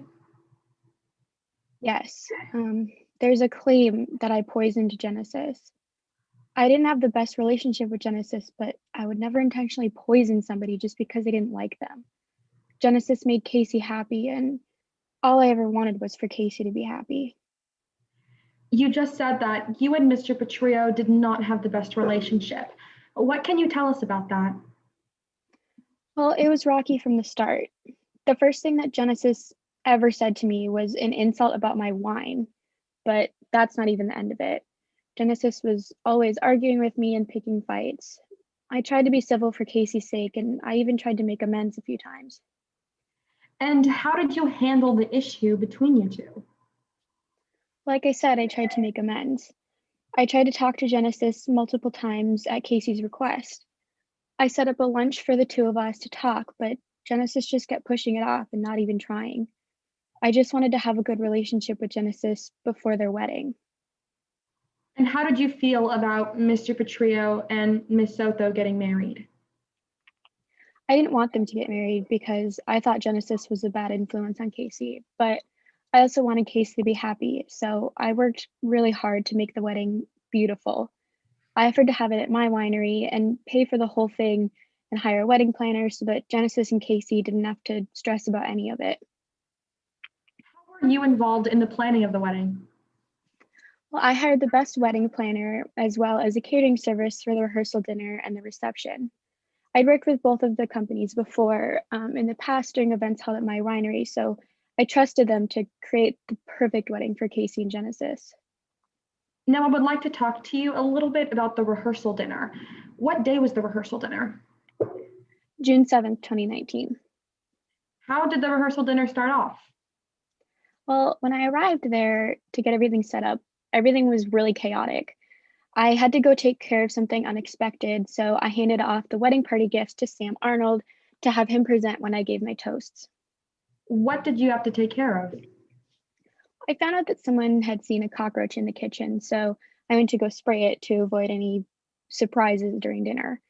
This isn't really that uncommon because the winery's near a swamp, so we have to spray pesticide pretty often to comply with all of the health codes. How was the rest of the dinner? Everything after that was smooth and the dinner was perfect. Everyone loved the food, and the toasts by the wedding party were really sweet, even the one Genesis gave. I even gave toasts to and one to Genesis in final attempts to establish a better relationship with him. So what happened during that toast? Well, I actually can't remember anything I said, but I had Sam present Genesis with a bottle of wine from me. Can you tell us a little bit more about that bottle of wine? Yeah, it was the very first bottle of a small batch of wine that my winery produces every year. It was done aging in the cellar about a month before the wedding. And after I tasted it, I decided that it would be the perfect gift for Genesis. Why did you feel that it would be the perfect gift for Mr. Petrillo? Well, it was very similar to something that Genesis had loved when we were doing a wine tasting for the wedding a few months before. Casey had even named it Cara, which I thought was kind of cute. I thought the wine could be like extending an olive branch to Genesis. What did you do after Mr. Petrillo received the bottle of Cara? Well, I finished my toast and I was relieved because Casey seemed so happy. She even held up a little heart to me. I stayed at the dinner for a little bit longer and everything seemed to be going well, so I left around 10:30. What happened that next morning? Well, I actually went back to the winery around 2:30 in the morning because I got a call that someone had been taken to the hospital. I rushed back and found that Genesis's room was empty except for the bottle of Cara wine on the floor. Did you do anything with the bottle after you found it? I threw it away because there was no reason to keep an empty bottle laying around. I did rip off the label though because I was just so devastated that the wedding might be ruined. After that, I just went back home until it was time to come back and get ready. And what happened when you went back the second time? I went back around 7 or 8 in the morning, and while we were getting Casey ready, we found out that Genesis had slipped into a coma and died. Casey was obviously devastated, and her and Angel rushed to the hospital. The wedding was canceled, so Blair and I spent the rest of the morning sending away guests. Miss Martini, I have to ask, did you add poison to the bottle of wine you gave Mr. Petrillo? Of course not. Genesis and I may not have had the best relationship, but it wasn't to the point of killing him. I had tried to make amends with Genesis, and Casey was so excited to start their life together. I hate seeing Casey sad because she's the most important thing in my life. I would never poison the love of her life and give her that pain. No further questions, Your Honor. Cross-examination? Yes, Your Honor. Miss Martini, Casey's your only daughter. Yes, my only family, actually. She's the light of your life. She is. In fact, to you, Miss Martini, Casey is the perfect daughter. She is. Well, except for her one flaw, her former partner, Genesis Petrillo. Yeah. And you didn't approve of Genesis and Casey's relationship? No, Genesis was a pretty bad influence on Casey, in my opinion. In fact, Miss Martini, you wish that Genesis and Casey had never met. I do, and I know that's kind of a bad thing to wish on your child, but again, Genesis was such a bad influence on Casey. Now, it wasn't just the relationship that you didn't like. You didn't like Genesis himself. No, but most of that stemmed from the rude remarks that he would make to me and the arguments that he picked with me. That's right, and one of those rude remarks was when Genesis insulted your winery. Yes, I found out that he didn't actually know that it was my winery, but it still hurt. In fact, you saw Genesis as a threat to your winery. Yes, it was a pretty new winery, so I was kind of afraid that we would get bad publicity or bad word of mouth from Genesis. Ms. Martini, you saw Genesis as a threat to the winery you hoped to pass on to Casey one day. Again, yes. But you also saw Genesis as a threat to Casey herself. Again, he was a bad influence on her. In fact, Ms. Martini, at one point, Genesis made Casey drink so much that she ended up in the hospital with alcohol poisoning. She did. And despite all this, you tried to approve of the relationship. Yeah, I tried my best because I just wanted Casey to be happy. One of the things you did to show that you approved was throw the engagement party you mentioned. Yes. And it was at this engagement party, Miss Martini, you learned Genesis was planning to move their wedding to your competitors, Rosie and Pedro. Yes. And when you heard this, Miss Martini, you were angrier than you've ever been in your entire life, weren't you? I was. I couldn't understand why my own daughter wouldn't want to have her wedding at my establishment. You were so angry, Miss Martini, that if Casey hadn't been standing there, you would have slapped Genesis. I would have because I knew it was Genesis's idea, not Casey's. But despite this, as you mentioned, you tried to be civil. I did. You actually invited Genesis out to lunch. Yes, I did. When you guys were finally able to have this lunch, you learned that Genesis and Casey were planning to move, didn't you? That's actually not when I learned it. I learned that they were planning to move in an angry voicemail that Genesis left me. Well, you learned specifically they were planning to move to France in that voicemail. Yes, I did. When you heard this, Miss Martini, you called Genesis and you exploded. Yes, I didn't want them to move across the world away from me. You made it clear to Genesis that you would do anything to protect your only child. Yes. Miss Martini, you told Genesis that not even moving to France would save him from your wrath. Isn't that true? I was angry when I said that, but yes, I did. Despite this, you just had to accept that the wedding was going to go on, didn't you? I did, and I tried my best to make the best of the situation. One of the ways you tried to make the best of the situation was give Genesis the bottle of Cara wine specifically. Isn't that true? Yes, as a gift. This was supposed to be a peace offering. It was. And you were going to hopefully bury the hatchet between you and Genesis. That's what the goal was, yeah. Despite this and this plan to make a peace offering, you can't remember anything you said during that toast, can you? No, I was so excited to finally be making amends with Genesis that I just gave my toast and had the gifts presented to him. Now, I want to talk a little bit more about that bottle of Cara wine. Now, on the day of June 7th, 2019, you returned to Peony Estates at 2:30 a.m. I did. And it was at this point you learned that somebody had been poisoned. I don't think I knew that somebody had been poisoned yet. I just got in the phone call, it said that somebody had been sent to the hospital by ambulance. And then you went up to Genesis's room? I did, mostly because Genesis had been sent to the hospital before, so I was worried it might be him. And with the knowledge that somebody was at the hospital, you threw away the bottle of Cara wine, didn't you? It was sitting there empty on the floor. There's no reason to leave that lying around. That's a yes to my question. You threw that bottle out. I did, yes, because it was empty.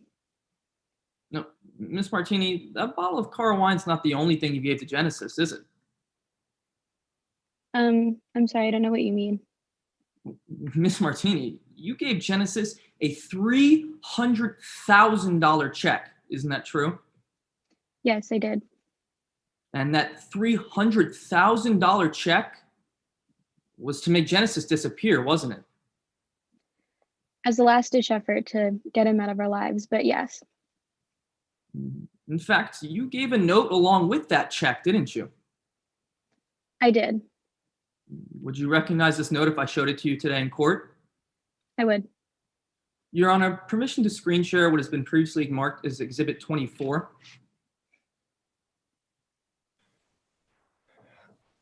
I'm going to assume that this is outside the presence of the jury, or this hasn't been shown to the jury yet. You're showing this to opposing counsel and the witness. Yes, Your Honor.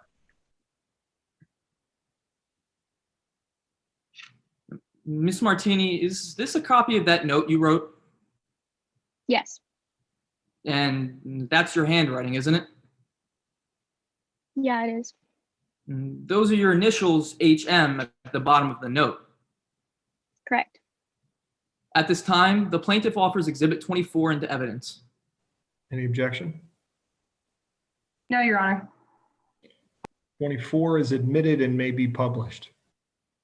Now, Miss Martini, in this note, you told Genesis that you were going to make him disappear, didn't you? Actually, if I may explain, this was more just to see what Genesis would do, to see if he would stay with Casey or if he would leave. And he ended up staying with Casey. I was kind of seeing how much he loved Casey.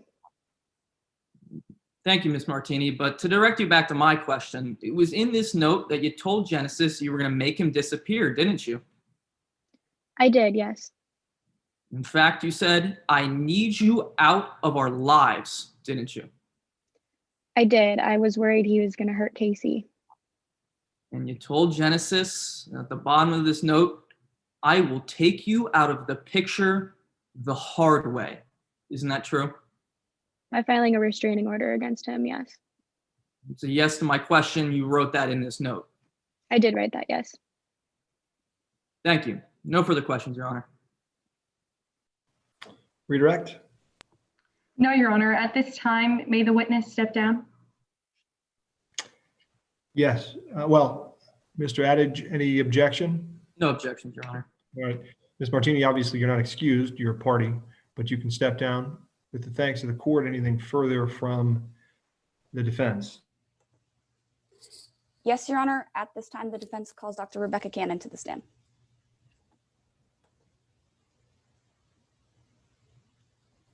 Dr. Cannon? Dr. Cannon has been previously sworn, and so Ms. Medina, the witness is yours when you're ready. Yes, Your Honor. Please introduce yourself to the court. Hello, my name is Dr. Rebecca Cannon. And what do you do for a living? Well, now I work for a consulting firm based out of Beverly Hills, California. But before that, I was the chief toxicologist at Massachusetts General before taking a teaching position at Midlands Med. And what does that position entail?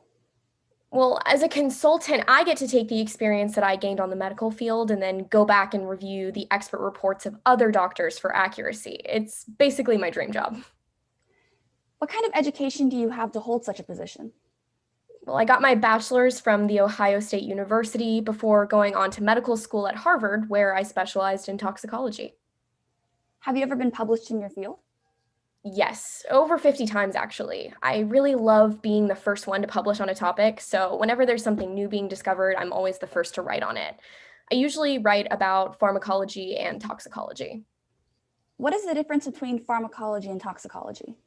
I get this question a lot. Essentially, what I tell people is that pharmacology is the study of chemicals working for our bodies, and toxicology is the study of chemicals working against it. Why are you here today? I was hired by the defense in today's case to review the findings of Dr. Jimin Kwan, the attending physician in the ER the night that Genesis Petrillo was hospitalized. I had some questions about the conclusions that Dr. Kwan presented regarding the cause of death. What kind of materials did you use to draw your own conclusions? Well, I was given the expert report of Dr. Jimin Kwan, along with the affidavit of an Angel Rodriguez and any relevant exhibits. Were these materials sufficient to come to your conclusions? Yeah, these are pretty standard for cases like this. And what kind of methods did you apply to today's case? Well, I use what we use as the gold standard in the field of consulting, which is the process of comparative analysis. Essentially, I look over Dr. Kwan's report and present my own findings based on the information that I've been given. Was this method reliable? Yes, I do it all the time. Now, you mentioned that Dr. Kwan's report raised some questions for you. Would you mind elaborating on that? Well, based on what I reviewed in Dr. Kwan's report and the accompanying materials, I believe that Dr. Kwan may have been hasty in diagnosing Genesis with pesticide poisoning. What do you mean by hasty? Well, Dr. Kwan initially admitted Genesis to the hospital for alcohol poisoning, something that he ruled out due to Genesis's symptoms being somewhat inconsistent with that diagnosis. Him proceeding to act on that hunch with no test confirmation was highly unusual. Why would it be unusual for him to act on his hunch? Well, in the medical field, mistakes like that can be costly, even deadly. To act on suspicion without knowing what's actually going on wastes precious time that Genesis Petrillo did not have. How did Dr. Kwan diagnose Mr. Petrillo? Dr. Kwan diagnosed Genesis with organophosphate poisoning, which is a type of pesticide, and he administered the antidote in line with that diagnosis. Did the antidote work?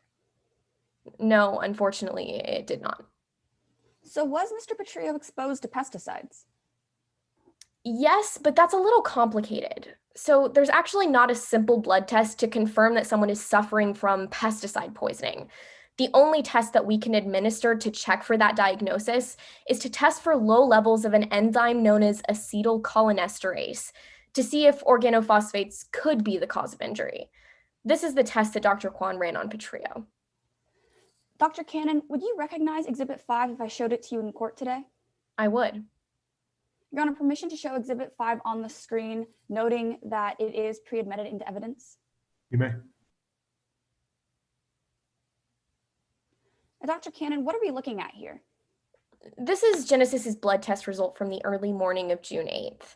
Now, doctors look to a low level of that enzyme I told you about, acetylcholinesterase, to mean that if there's smoke, there's fire kind of deal regarding organophosphates. But acetylcholinesterase can actually be lowered by a number of things. Such as what? Well, liver disease, a number of other non-lethal organophosphates. You can get exposed to pesticides by taking a bite of an apple from the grocery store. It happens. Thank you, Mr. Pritchett. We can remove the exhibit. Dr. Cannon, were there any other tests run on Mr. Petrillo? Well, his BAC was tested at around 3 a.m. and reflected 0.16, which would ordinarily not be fatal. It is worth noting, though, that his blood was tested several hours after he stopped drinking. Why is that notable? Well, this is really important because Genesis's body was likely in an elimination phase at this point. What do you mean by elimination phase? Well, when you drink alcohol, your body begins to absorb it through your stomach and intestine into the bloodstream. Now, that process takes about 30 minutes, give or take. Then your kidneys and your liver begin to process out that ethanol, putting you in the elimination phase, that downward slope. And why is that important? Well, from what we know, Genesis stopped drinking completely at 12:42 a.m. Now, even if he'd taken a shot right before they left for the emergency room, which frankly is unlikely based on the state that he was in at that point, his body still would have been eliminating that alcohol by the time they got to the hospital. So what does that mean? Well, it means that Petrillo's BAC would have been much higher earlier in the night, possibly putting him in that fatal BAC range. Objection, Your Honor. Improper expert testimony under 702 may be heard. You may. Your Honor, under 702B, it is for an expert witness to give conclusions based off of their testimony. It has to be based on sufficient facts and data. And as the witness has testified, she has not had any direct contact with anybody involved in today's case. She has only reviewed affidavits based off of Dr. Kwan's research and Sam Arnold's affidavit, I believe. And as such, she has not seen Genesis Petrillo's body. She has not run any tests on Genesis Petrillo's body. And she's not, as I said, not had any direct contact with anybody involved in today's case. And as such, that is not sufficient information in order for her to draw conclusions to Genesis Petrillo's death or her state at the time leading up to her death. Ms. Medina, response. Yes, Your Honor. I believe that we have laid the foundation for every prong of 702. We have inquired as to the materials that have been used that were provided to Dr. Cannon, which include the medical report of Dr. Kwan and the affidavit of Angel Rodriguez, which was used to come to medical conclusions by both Dr. Kwan and Dr. Cannon. Also, we have, as a medical expert, she is qualified to speak on toxicology and other matters. And we have fulfilled every requirement. We have asked whether her methods are reliable, whether they are standard in her field, all of which have been established. Your Honor, if I may. No. The witness has been qualified as an expert in toxicology under Rule 702. The issue here is really a 703 one. Mr. Marlette, my understanding of your objection is that you are questioning the data and facts underlying her opinion. 703 allows experts that have been qualified under 702 to rely on outside evidence that would otherwise not be admissible in forming the basis of their opinions. Your objection doesn't go to admissibility of that opinion. It goes to the weight, and these are proper issues to bring up during cross-examination. It would not exclude the doctor who is properly qualified under 702 from expressing her opinion. And so I'm going to overrule your objection and allow you to get into this on cross. Yes, Your Honor. Yes, Your Honor. May I re-ask my question? You may. Now, Dr. Cannon, if his BAC was in that fatal range, what would he have experienced? Well, as in most alcohol poisoning cases, people with a super high BAC are at risk of loss of motor function, loss of consciousness, and eventually respiratory failure as those vital body systems shut down. Dr. Cannon, what was noted as the primary cause of death in today's case? Dr. Kwan noted Petrio's cause of death to be respiratory failure. No further questions, Your Honor.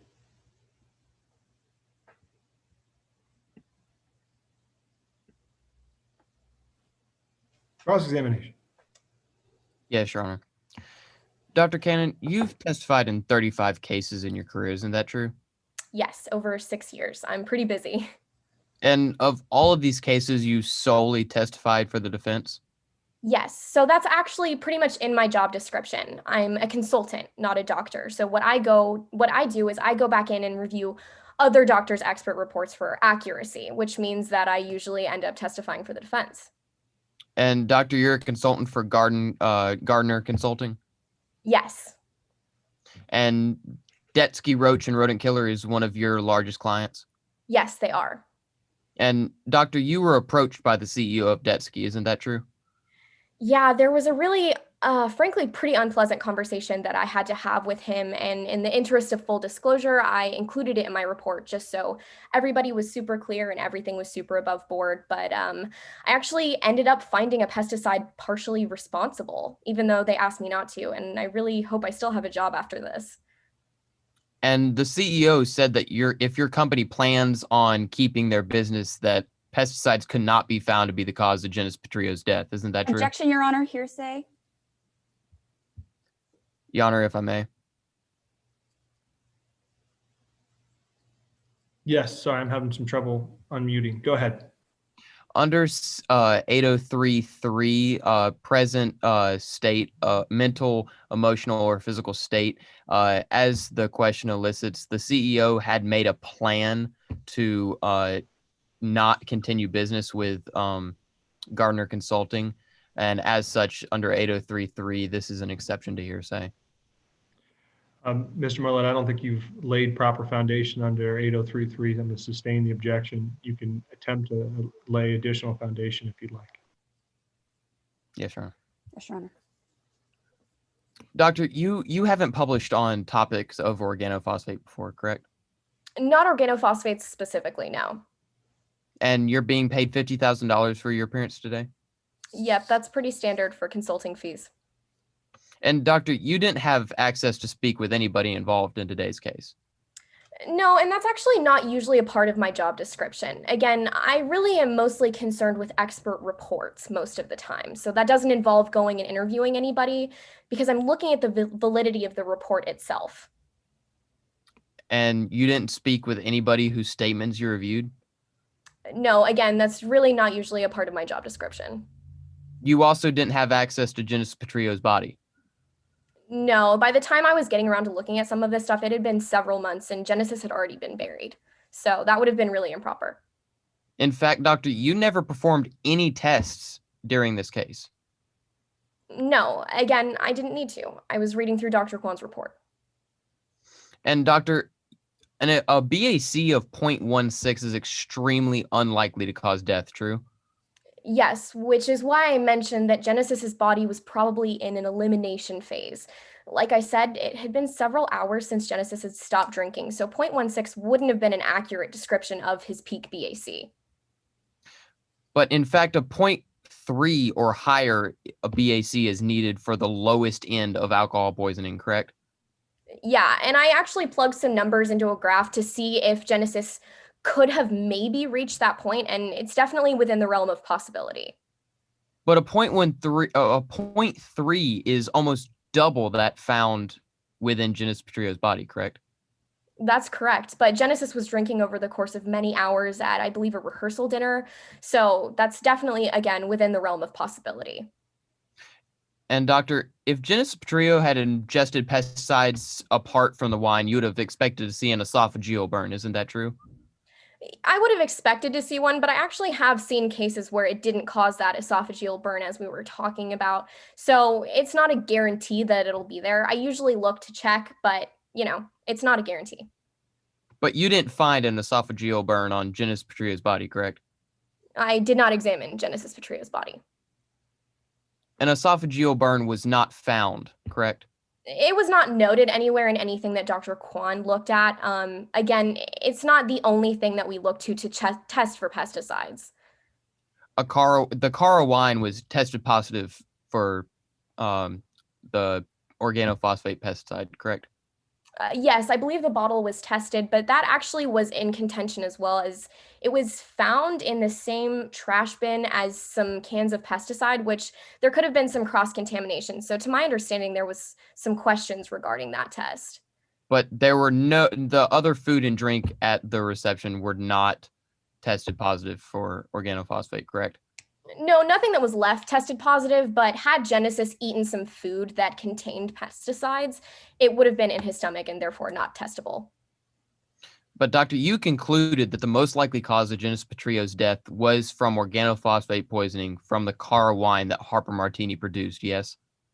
Yeah, some of the signs point to that being a likely conclusion. However, there were a lot of possibilities that we just didn't consider. But Doctor, that is a yes to my question that you concluded that the most likely cause of Genesis Petrio's death was from the organophosphate poisoning from the Cara wine that Harper Martini produced. Yes. Thank you, Your Honor. No further questions. Redirect. None, Your Honor. I just ask that this witness be excused. Any objection? Mr. Marlette? No, Your Honor. The good doctor can be excused, or is excused with the thanks of the court. Anything further from the defense? Your Honor, defense calls Mr. Austin Lewis.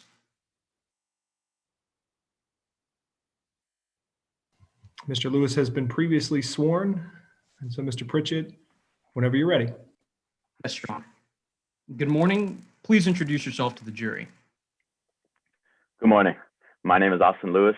I'm a Rapid River Valley native, born and raised. Mr. Lewis, what do you do for a living? I'm currently the head winemaker at Peony Estates and have been in the winemaking business practically my entire life. And as head winemaker at Peony Estates, what are some of your responsibilities? I'm pretty much in complete charge of the winemaking operations at Peony. I oversee the growing, harvesting, fermentation, aging, and bottling of all of our wines. I'm also responsible for maintaining the fields, equipment, and pest control that is necessary, including any spraying of pesticides that would occur. Now, you mentioned you oversee the spraying of pesticides. Are pesticides dangerous? Yes, they can be. At Peony, we have to use a lot of pesticides because of our location near a swamp and because the amount of pests that we get because of that. And with all those pesticides being sprayed on the vineyards, how does that affect the grapes? Our vineyard is located on a slope, so the size of our grapes actually depends on where they're grown and located on that slope.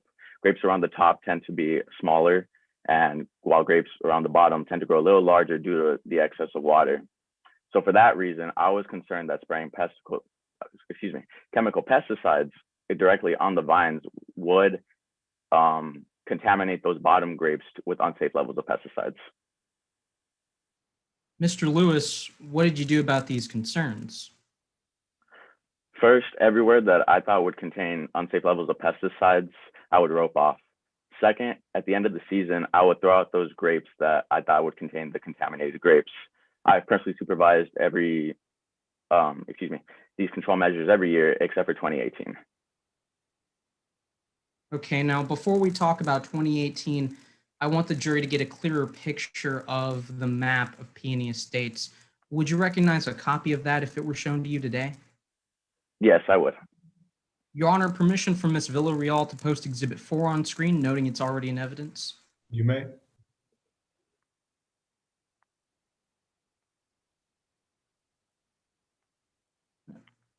Now, Mr. Lewis, what are we looking at here on screen? This is a map of Peony Estates. Is it a fair and accurate copy of the map? Yes, sir, it is. Has it been changed or altered in any way? No, sir. Now, where on this map did you mark off those unsafe grapes? So you see the area in green would be our vineyard. And so the area towards the bottom, as it gets closer toward the Solo Swamp, which we border, as you see, the vineyard does have a dramatic decline in elevation. So I would rope off the areas in that panhandle near the storage sheds, as well as any areas relatively close to the Solo Swamp. Thank you, Mr. Lewis. You can take that down now, Ms. Villarreal. Mr. Lewis, based on your experience, what happened to the grapes from this area during the 2018 harvest? In 2018, I had a family emergency, which required me to leave Rapid River Valley. So I left clear instructions that these grapes were to be thrown out as we had done in previous years. No one called me with questions or anything, so I just assumed that my instructions were heard and taken care of.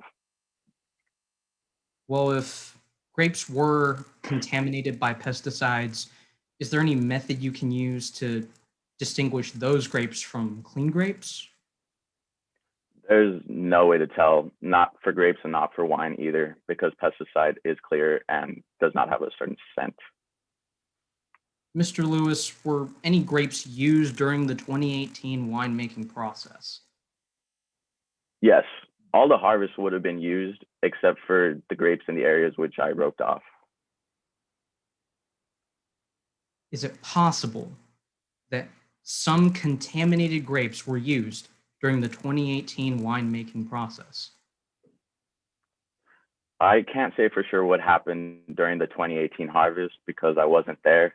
I wouldn't think so, but it is possible that some of our wines may have been contaminated. Despite not knowing if some of your grapes were contaminated, did Peony Estates continue to use chemical pesticides? Yes, we did. Using chemical pesticides is a lot cheaper than using organic solutions, as we had tried earlier. The chemical pesticides also work a lot better against the pests that we do get. So I notified our employees that we would begin using chemical pesticides inside of our production facilities in one of my monthly memos that I would send out. You mentioned a monthly memo. If I were to show you a copy of that memo, would you recognize it today? Yes, sir. Your Honor, permission from Ms. Villarreal to post Exhibit 12 on screen. Exhibit 12 has not been admitted, so we will constructively assume that this is outside the vision of the jury.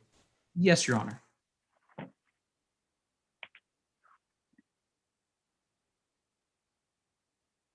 Mr. Lewis, is this a fair and accurate copy of your memo? Yes, sir, it is. Has it been changed or altered in any way? No, sir, it has not. Your Honor, defense offers Exhibit 12.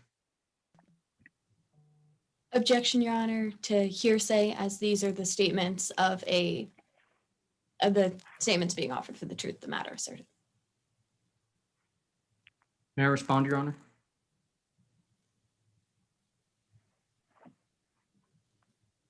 You may. These are actually fall under an exception to the rule of hearsay under Rule 803, Section 6, which states that they are a regularly conducted business record or activity. Mr. Lewis has already testified that these have actually been part of a monthly memo series that he sends out to his employees. Response to 8036, Ms. Frankie. Yes, Your Honor. In order for something to fall under 8036, there needs to be more documentation than is present here. We don't know if sending out these memos was a regular occurrence or if it was something that just happened this one time. Therefore, we don't have the foundation or the information necessary in order to determine that this was a regularly occurring business practice. I agree with that. Mr. Pritchard, I think we're close, but I think we're a little shy foundationally. So I would ask you to lay a little additional foundation until, unless and until that occurs, I'm going to sustain the objection at this point. Yes, Your Honor.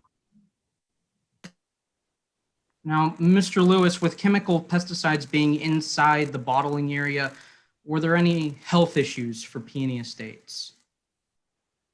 We did get cited 3 different times for health code violations, but if there were any health issues, we were not aware of them.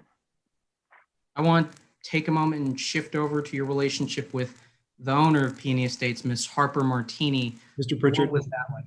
Hang on, let me.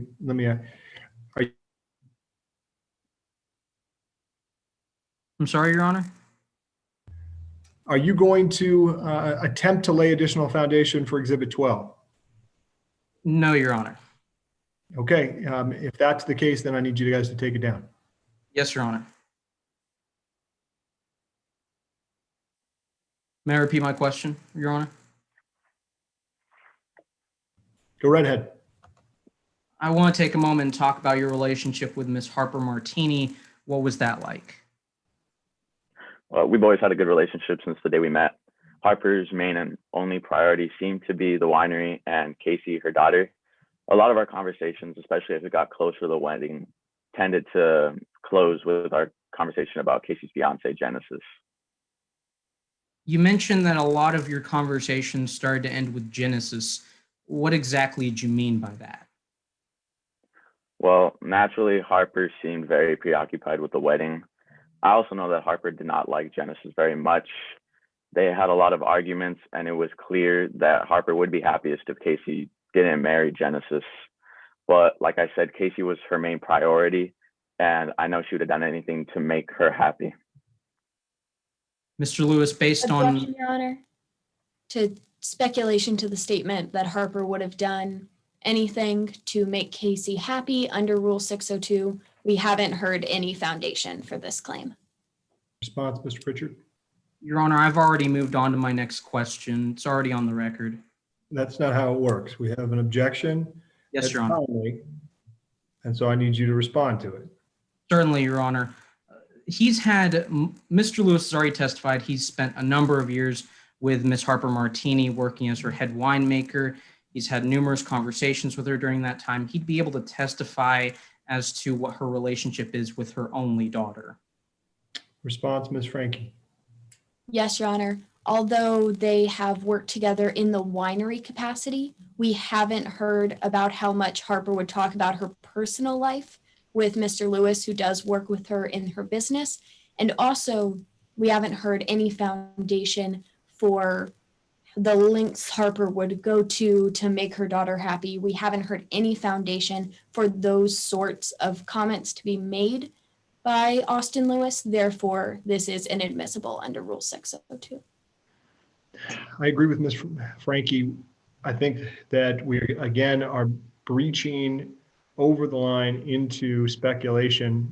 I think that the witness can talk about his observations of their relationship, whether they're close, how frequently they're around each other, whether they seem to get along. I think all those things are rationally based perceptions that, based upon his relationship to them, he'd be able to have personal knowledge of. I think when you start to ask one witness about the motivation of another or the motives of another, I think that is asking them to speculate. And so I'm going to sustain the objection, strike that answer, and ask you to move on, Mr. Pritchett. Yes, Your Honor. Mr. Lewis, how well did you know Harper Martini? I've known Harper since 2012, so 8 years now, and we have become close while working at Rosie and Pedro's and at Peony Estates. During that time, did you ever become acquainted with Harper's daughter, Casey? Yes, I've known Casey pretty much as long as I've known Harper. Were you ever able to witness the interactions between Casey and Harper? Normal interactions whenever Casey would come by over the summers, because I mean, I know she was at school for most of the time, but while she would come into the summers, yes. And did the relationship, how'd that seem to you? It seemed like a regular mother-daughter relationship. Mr. Lewis, based on everything you know about Harper, Casey, and Genesis, would Miss Martini ever do anything to impede the wedding? No, Harper loved Casey completely and wouldn't have done anything to ruin Casey's wedding day. No further questions, Your Honor. Cross-examination, Ms. Frankie. Yes, Your Honor. May I proceed? You may. Now, Mr. Lewis, Harper told you that she knew that if a pesticide was mixed with a wine, you couldn't smell or taste it, correct? Yes, that's correct. You also know, because Harper told you, that she hated Genesis. Yes, that's true. And Harper also told you that if she could push a button and make Genesis disappear, she would. Yeah, that's true. I thought it was a pretty harsh thing to say. And I've learned in the 8 years that I've known Harper that she can be very protective about family matters. So I choose to stay away from that area. But I thought it was just a normal in-law situation thing. I mean, I assume that no parents think that anybody is good enough for their child. So I just thought it was something that she said. That's a yes to my question. Yes. Thank you, Mr. Lewis. No further questions, Your Honor. Redirect, Mr. Pritchett. No redirect, Your Honor. I ask that Mr. Lewis be allowed to step down. The objection, Ms. Frankie. No objection, Your Honor. Mr. Lewis is excused with the thanks of the court. Anything further from the defense? The defense rests, Your Honor, and asks for a brief recess. I think that'll probably be fine. I show that we have 31 minutes left until the time limit expires. How much time do we have left within the 12-minute opening and closing time frame for both parties? The plaintiff has 5:48 left for closings. And the defense? I'm sorry, Your Honor. More than smoke and mirrors. They tried to tell you that their burden has been met, that their claim is the most likely story. But members of the jury, what really is the most likely scenario? That Harper Martini, driven to violence by hatred and malice, presented Genesis Petrillo with a poisoned bottle of wine in a room full of witnesses while Mr. Petrillo was seated next to Miss Martini's own daughter? Or that bad blood is not battery? Members of the jury, Harper Martini loves Casey Soto. She proved this every single day. She planned and paid for the wedding of her only child to a person that she did not like. But that does not mean that she poisoned Genesis Petrillo. All they have shown today is that Harper Martini did not like Genesis Petrillo, and that is not enough to prove intent. So while the plaintiff has asked you to reach for the conclusion that Harper Martini intentionally put pesticide in the bottle of wine, I ask you to look at the simple truth, that Harper Martini is in fact not liable for battery. Thank you. Thank you. How much time do we have left for rebuttal?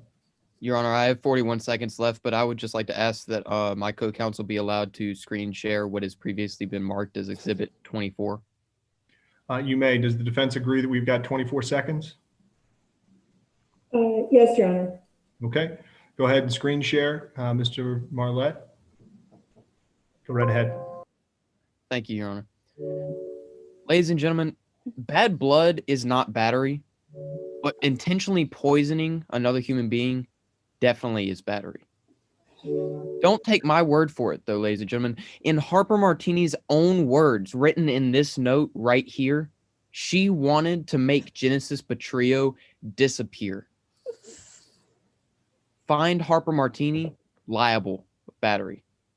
Thank you.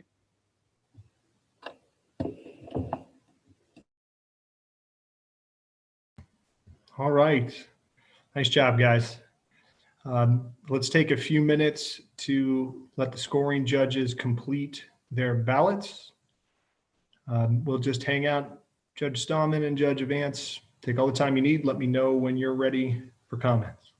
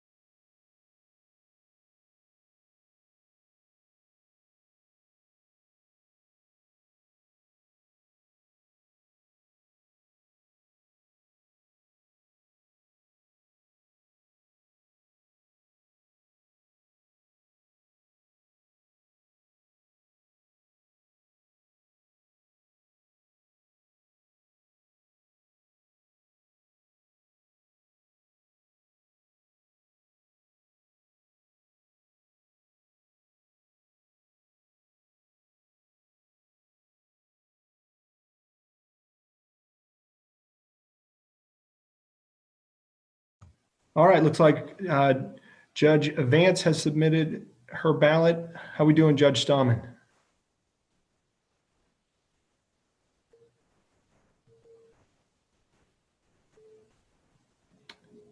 And Judge Stallman just needs a few more minutes, folks. We'll get started here in a minute.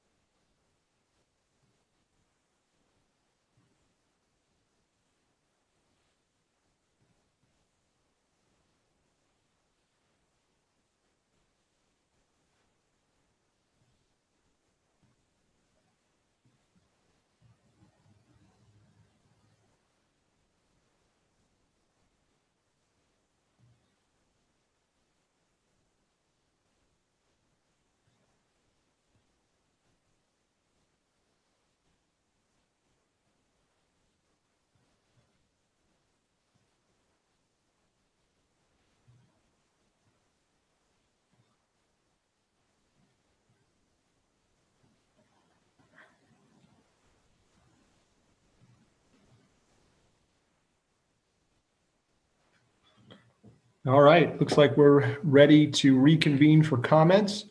Let's get everybody back with their cameras on.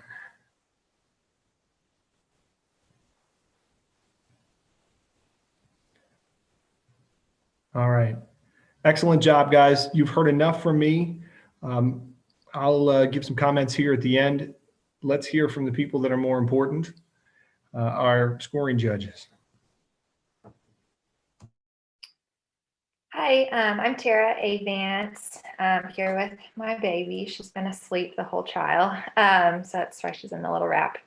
But anyway, I thought both teams did a really great job. I really enjoyed both of the cases in chief.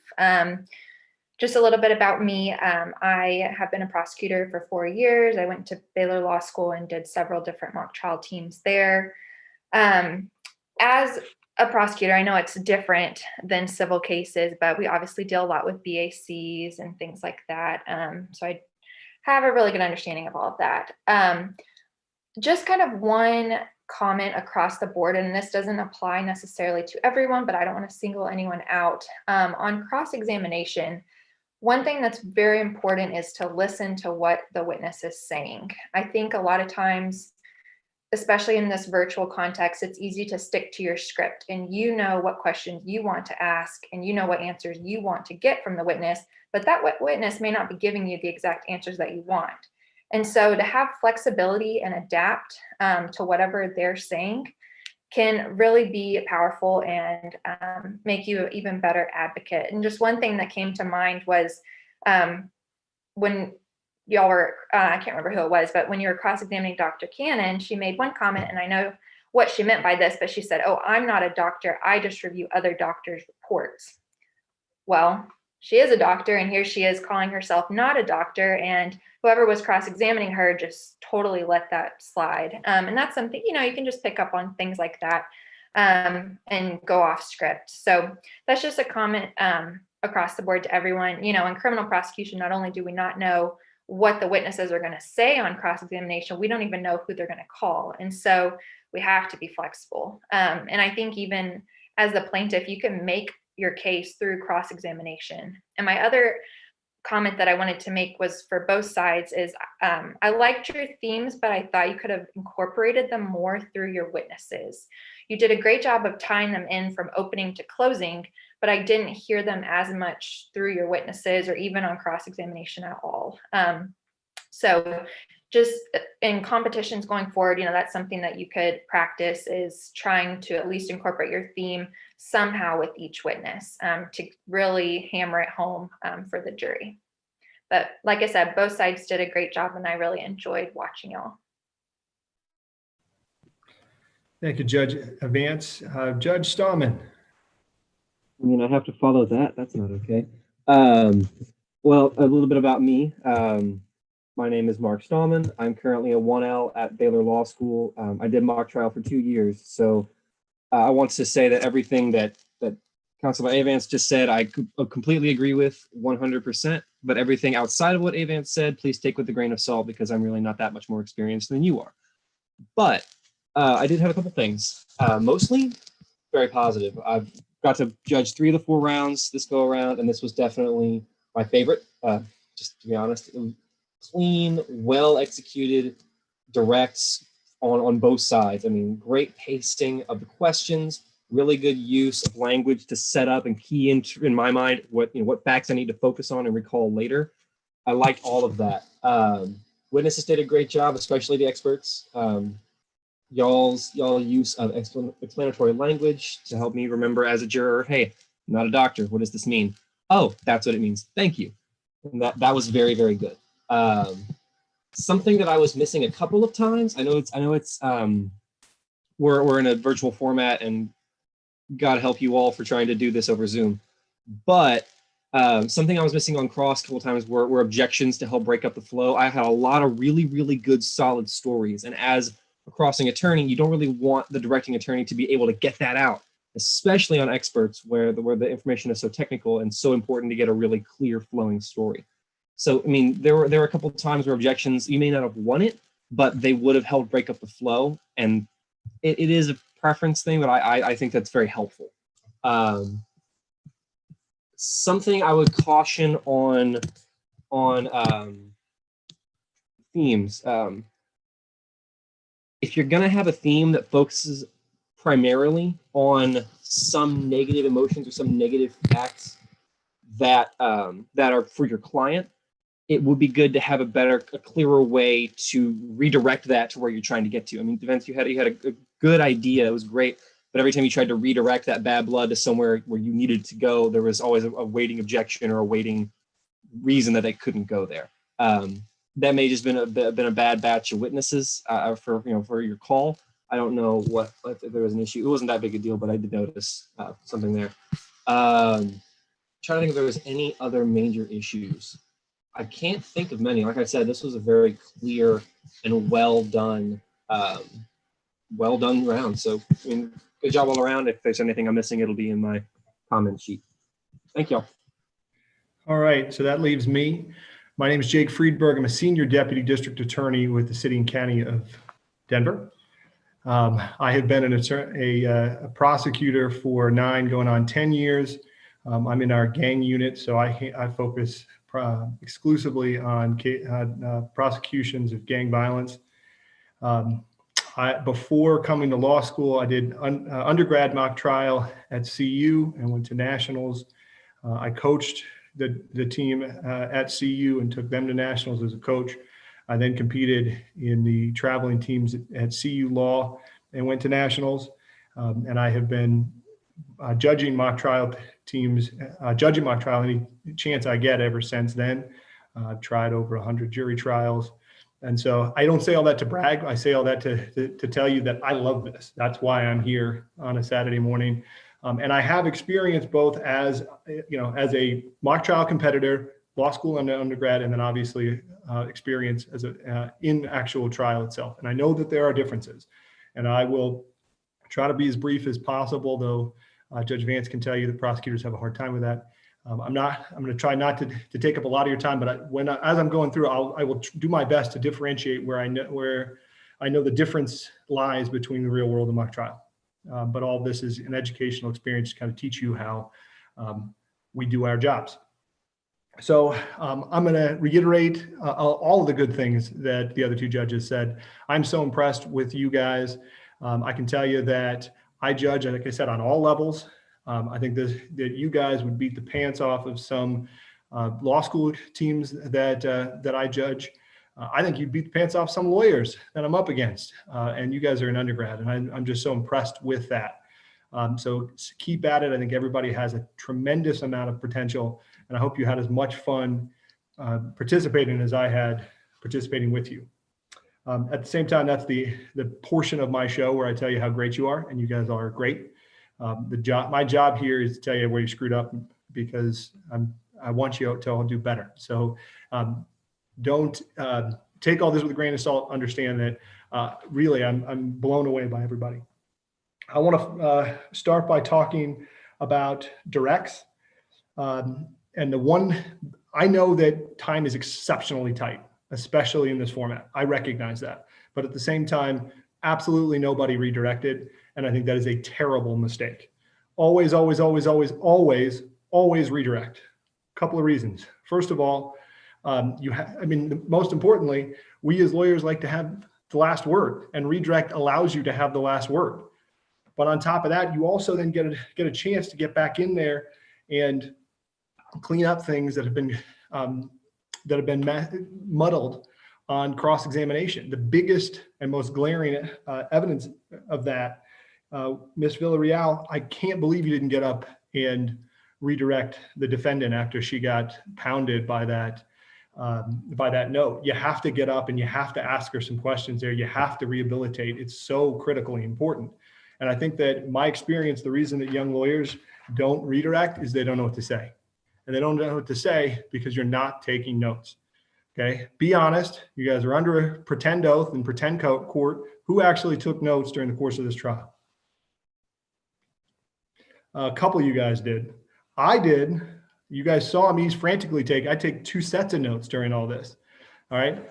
I know that oftentimes, because it's mock trial, you know what the other side's going to say. You're more focused on what you're saying than what the witness is saying. And Ms. Vance is absolutely right. That's not the way it works in real life. We often have no idea what our own witnesses are going to say, let alone who the defense witnesses are even going to be. You got to take notes. And when you take notes, that allows you to do what Mr. Vance talked about, and that is roll with the punches. So here's how I suggest you do it. Obviously, you guys listen to your coaches and do what they say, but this has been very successful for me and my teams. The way I was taught, I take 2-column notes. Generally for me, I'm taking notes while the defense counsel is cross-examining my witnesses. So I am writing down what my witnesses are saying on this side. And then if there's something that I then need to clean up on redirect, I come over here and I write my question over there. So I can say, defense counsel asked you about X, let's clean that up. Here's my question. If you guys take notes like this, you will easily then, you'll know exactly what to say, get up. I know you can only spend a couple of seconds doing that, but a couple of seconds is enough. Okay, and the same thing can be done in closing arguments. Write down what the other side is saying, and then you're going to be better able to respond. That is the difference in my mind between a very good mock trial team and an outstanding mock trial team. I am looking for how you guys roll with the punches.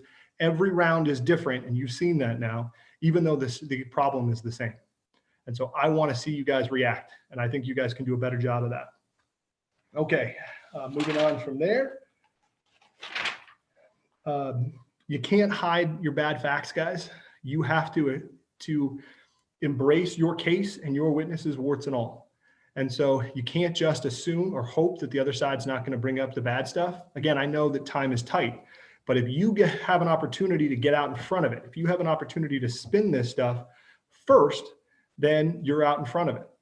Otherwise, if you let the other side bring in these bad facts, it hits a lot harder and has a lot more impact with the jury, right? So you can't let the other side get in the fact that Dr. Cannon is on the board of this pesticide company.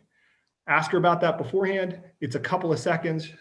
Doctor, are you on the board? Yes. Did that affect the way that you do business? Absolutely not. I'm a professional.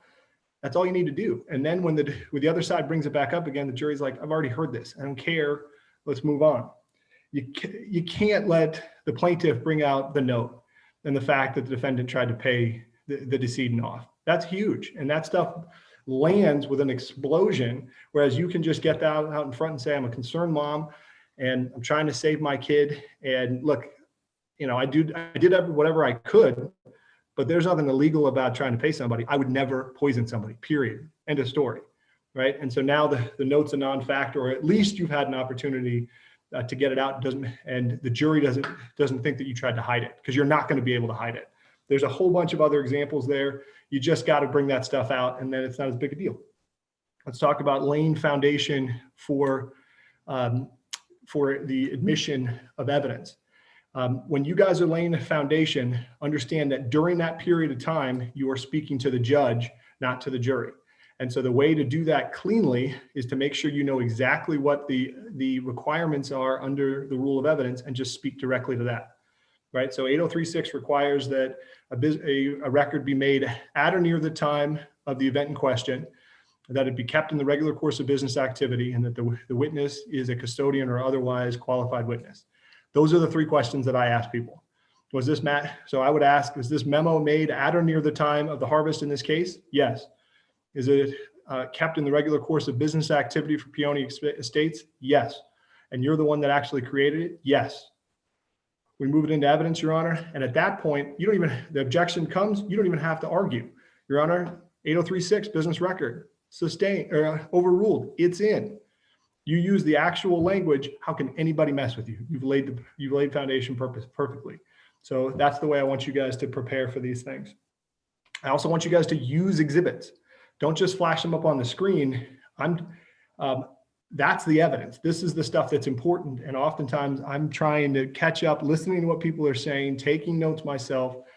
I want you, you guys did better than some teams actually showing me the map and talking about it, but the juries love visuals, judges love visuals. Use that stuff, read that stuff, keep it up as long as you can. That's the thing to me that makes the big difference. On cross-examination, understand that I think young attorneys have a tendency to try to swing for the fences and prove the whole case in your cross. And the way I was taught is you're not trying to win the case in any particular witness. What you're trying to do is gather ammunition for the closing. So all you need to do is just throw dots up on the board, then the closer comes in and connects everything. And if you do that, the jury's following along, we're listening, we're going to see where you're going, and then you're going to spend less time fighting with the witnesses. So recognize that you need to have a plan. You need to know what pieces of evidence you need to get out there so that the closer can make their argument, and then stop there. And you'll have a lot more success. Also, I want you guys to pick your battles in cross. You only need to, especially at this level, 3 to 5 of your best points. Get in, get out, get the stuff that you need for closing, and that's all you need. Final thing I want to talk about is closing arguments. I thought both the tones of both the closers were great.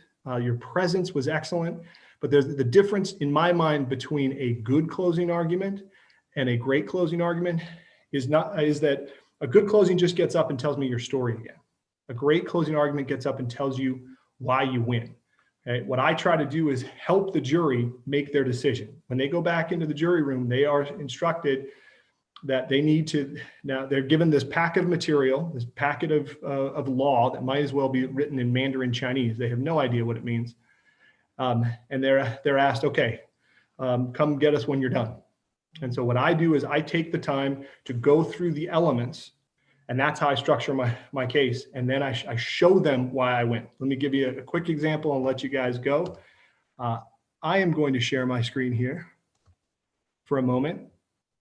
This is an actual closing argument in an actual murder case that I did a couple years ago. Okay.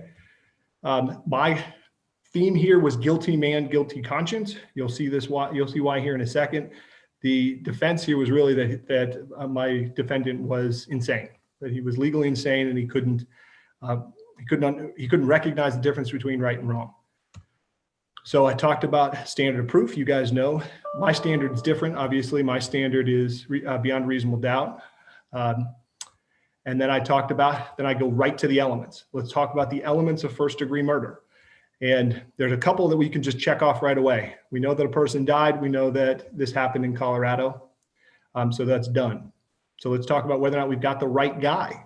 Do we? Let's look at the evidence, right? So here's the car on scene. Here's the defendant's car. Everything looks very consistent, right? Here's the defendant's appearance. Here's the guy that's caught on surveillance camera at the scene. Again, everything's consistent. From there, we've got an injury to the defendant's hand, consistent with slipping on the blade of a knife. This is a hoodie that was found inside his home. It's the same hoodie that the suspect was wearing in the surveillance footage, right? Shoes are the same. And then there's his DNA was on the scene. I want to skip ahead here. He then admits to involvement in the murder. So I'm going to jump ahead to whether or not he was insane at the time. Okay. So what I argued here is that he had evidence of a guilty mind in that he covered up the crime. That was my theme, right? And so I talked about how he admitted that he struggled with what he did. He talked about he got rid of evidence. He cleaned up. He went to Thanksgiving dinner afterwards. He didn't say anything to anybody. He admitted remorse for what happened. That's the kind of stuff that demonstrates that he wasn't out of his mind crazy, that he recognized the difference between right and wrong, which is the standard for insanity in Colorado. So you guys can see how I'm not just telling you my story again, because I've already heard that. I'm showing the jury how to take the evidence and apply it to my case and showing them why I win. And that's the way then to be even more effective in your closings. I thought the themes were pretty good. But at the end of the day, what I always ask myself about a theme is, does it tell you why you win? My theme in this case, I think, sorry to jump in here. I just want to mention we are getting close to when we're gonna plan on starting the closing ceremonies, and I know the teams want to get to that. So if you could just wrap up comments in the next few minutes so that they can get to that, we'd appreciate it. Absolutely. And I was finished. So thank you guys. Like I said, this was really enjoyable. I had a great time. I know you guys want to get to closing ceremonies because that's the important stuff. Since I didn't have an opportunity to write any comments down, if anybody wants to stick around and ask me any additional questions, I will stay here until everybody else is gone. But if you want to get off to the important stuff, I'm not going to take that personally. Great job. Good luck, guys. Keep it up. Thank you all for judging. Thank you. Thank you for judging. Thank you so much. Thank you very much. Thanks, guys. So I have questions. Okay. So what do you think of like weaving your theme into your crosses and your directs? Because I know you said that sometimes we just don't know what the witnesses are going to say. Well, that's the difference between mock trial world and the real world, right? Is that you do know what the witnesses are going to say here, and so absolutely, I think anytime that you can continue to bring up your theme, especially if it's a good theme that demonstrates why you win, then it just kind of rings that bell for the jury. Absolutely, every time you can, bring it up. Because I tried doing that in my cross, and I wasn't sure if it stuck or not when I kept saying bad blood. No, certainly, and I think you guys are close to a theme that is right on. But at the end, I step back and say, okay, is that why we win? Do we win because bad blood doesn't equal battery? Almost, pretty much. I mean, what you're really trying to say is that all the plaintiff can prove here is that these people didn't get along, right? And so, and I think that's pretty strong. You're doing more to throw shade at the defense than you are to build your own case, which is oftentimes the way it works in the real world. But here in mock trial world, I think you don't want to be as defensive, even on the defense. You want to build your own case. So I think you guys were, of the two groups, I think you had the stronger theme. And so think about, and so I thought that was good. And I noted that you continued to use that verbiage, and I thought that was great. And what's your advice on like writing leading questions? Because there was the objection that I made of non-responsive when he mentioned Genesis and pests. So I was just wondering what your advice is. Yeah. So again, think about it this way. You're not trying to hit the home run. All you're trying to do is hit base, just make base runs. Okay. So just rather than ask that big final question, try to make that big final point, all you're trying to do is just establish that these things are true. And so if you ask the sort of yes or no questions that there's no way to wiggle out of, and just leave it at that, then the closer comes in and interprets. And that's where you had trouble with a good witness, is that you then went that extra step, right? So the things that the witness says in their affidavit, they can't get away from. So just establish those. You said this, this, this, and this. This happened, this happened. Great, I'm done. Those dots are up on the board. Closer comes in and connects them for the jury. And if you do a good job, the jury's going to see where you're going anyway. You don't have to take that extra step. In fact, one of my favorite things in closing is when I can lay out that trail of breadcrumbs and then stop short of asking that final question. I make that logical connection, that logical relevant connection to the jury in closing, and they've already gotten there. They've figured that out themselves. And so when I put everything together for them, they then start nodding along like, yep, I saw that too. That's my favorite thing, because I know when I got that, and I got them. So it really just comes, long story short, ask one or two questions less. Does that make sense? Yes, sir. And for directs, I know I have a problem with this, matching the witness's tone. What's your advice on that? I didn't really have a problem with that. I mean, I think what's most important about a direct is it needs to be a conversation. It needs to feel like it's just two people talking and the jury's listening in. And so it needs to be as conversational, as natural as possible. And so I try to just speak like I do regularly. Right? I want to be too much of a lawyer. I don't want to use a bunch of legalese. I don't want to be too stiff. And I let the witness tell their story. And your job as the attorney is to really try to blend into the background and just let them be the star. And the opposite is true in cross. In cross, you want to be the star and control the witness and have the jury listen to you. If I ever have like any more questions after today's tournament, can I direct them to you? Absolutely. Let me give you my my email address. So let me know when you're ready. Could you post in the chat? Yeah, sure. That's an easy way to do it. Yeah, and I don't want you to get bombarded with a bunch of emails. No, that's why I do this stuff. Is it Dade is your name? Yes, sir. Well, that's why I do this stuff, Dade. I love trial work and I love coaching and teaching this stuff. And so I'm always happy to answer any questions that you've got. So it's jrf@denverda.org. Feel free to shoot anything my way that you'd like. Let me see while you're here, and I'll let you. I'm sure you're interested in seeing what happens, but I can check and see if I've got any more specific comments for you.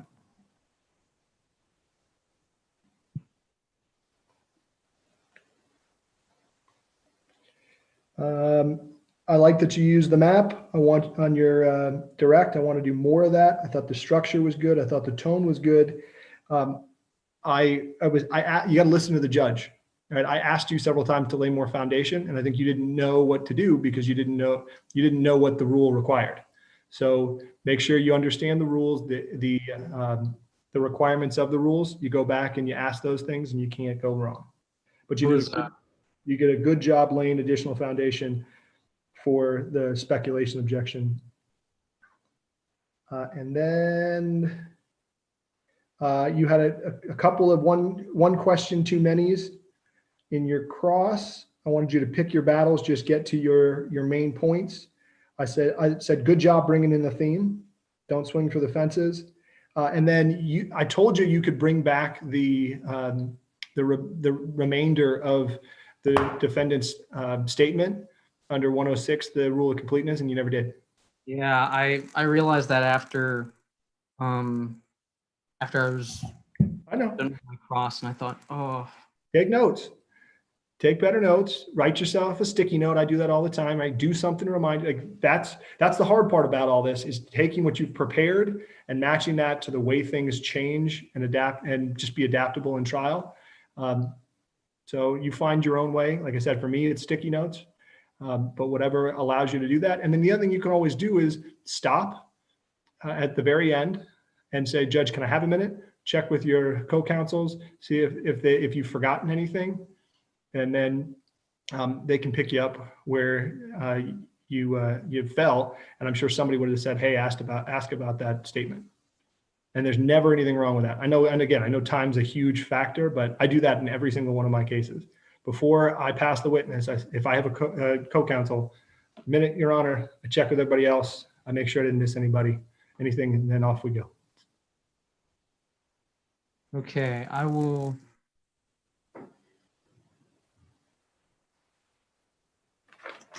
be sure to incorporate all that better into the competition season when that comes up. Well, best of luck to you, Dade. Let me know if there's anything else that I can do to help you out. Absolutely, sir. You have a good day. You as well. Good luck. Thank you.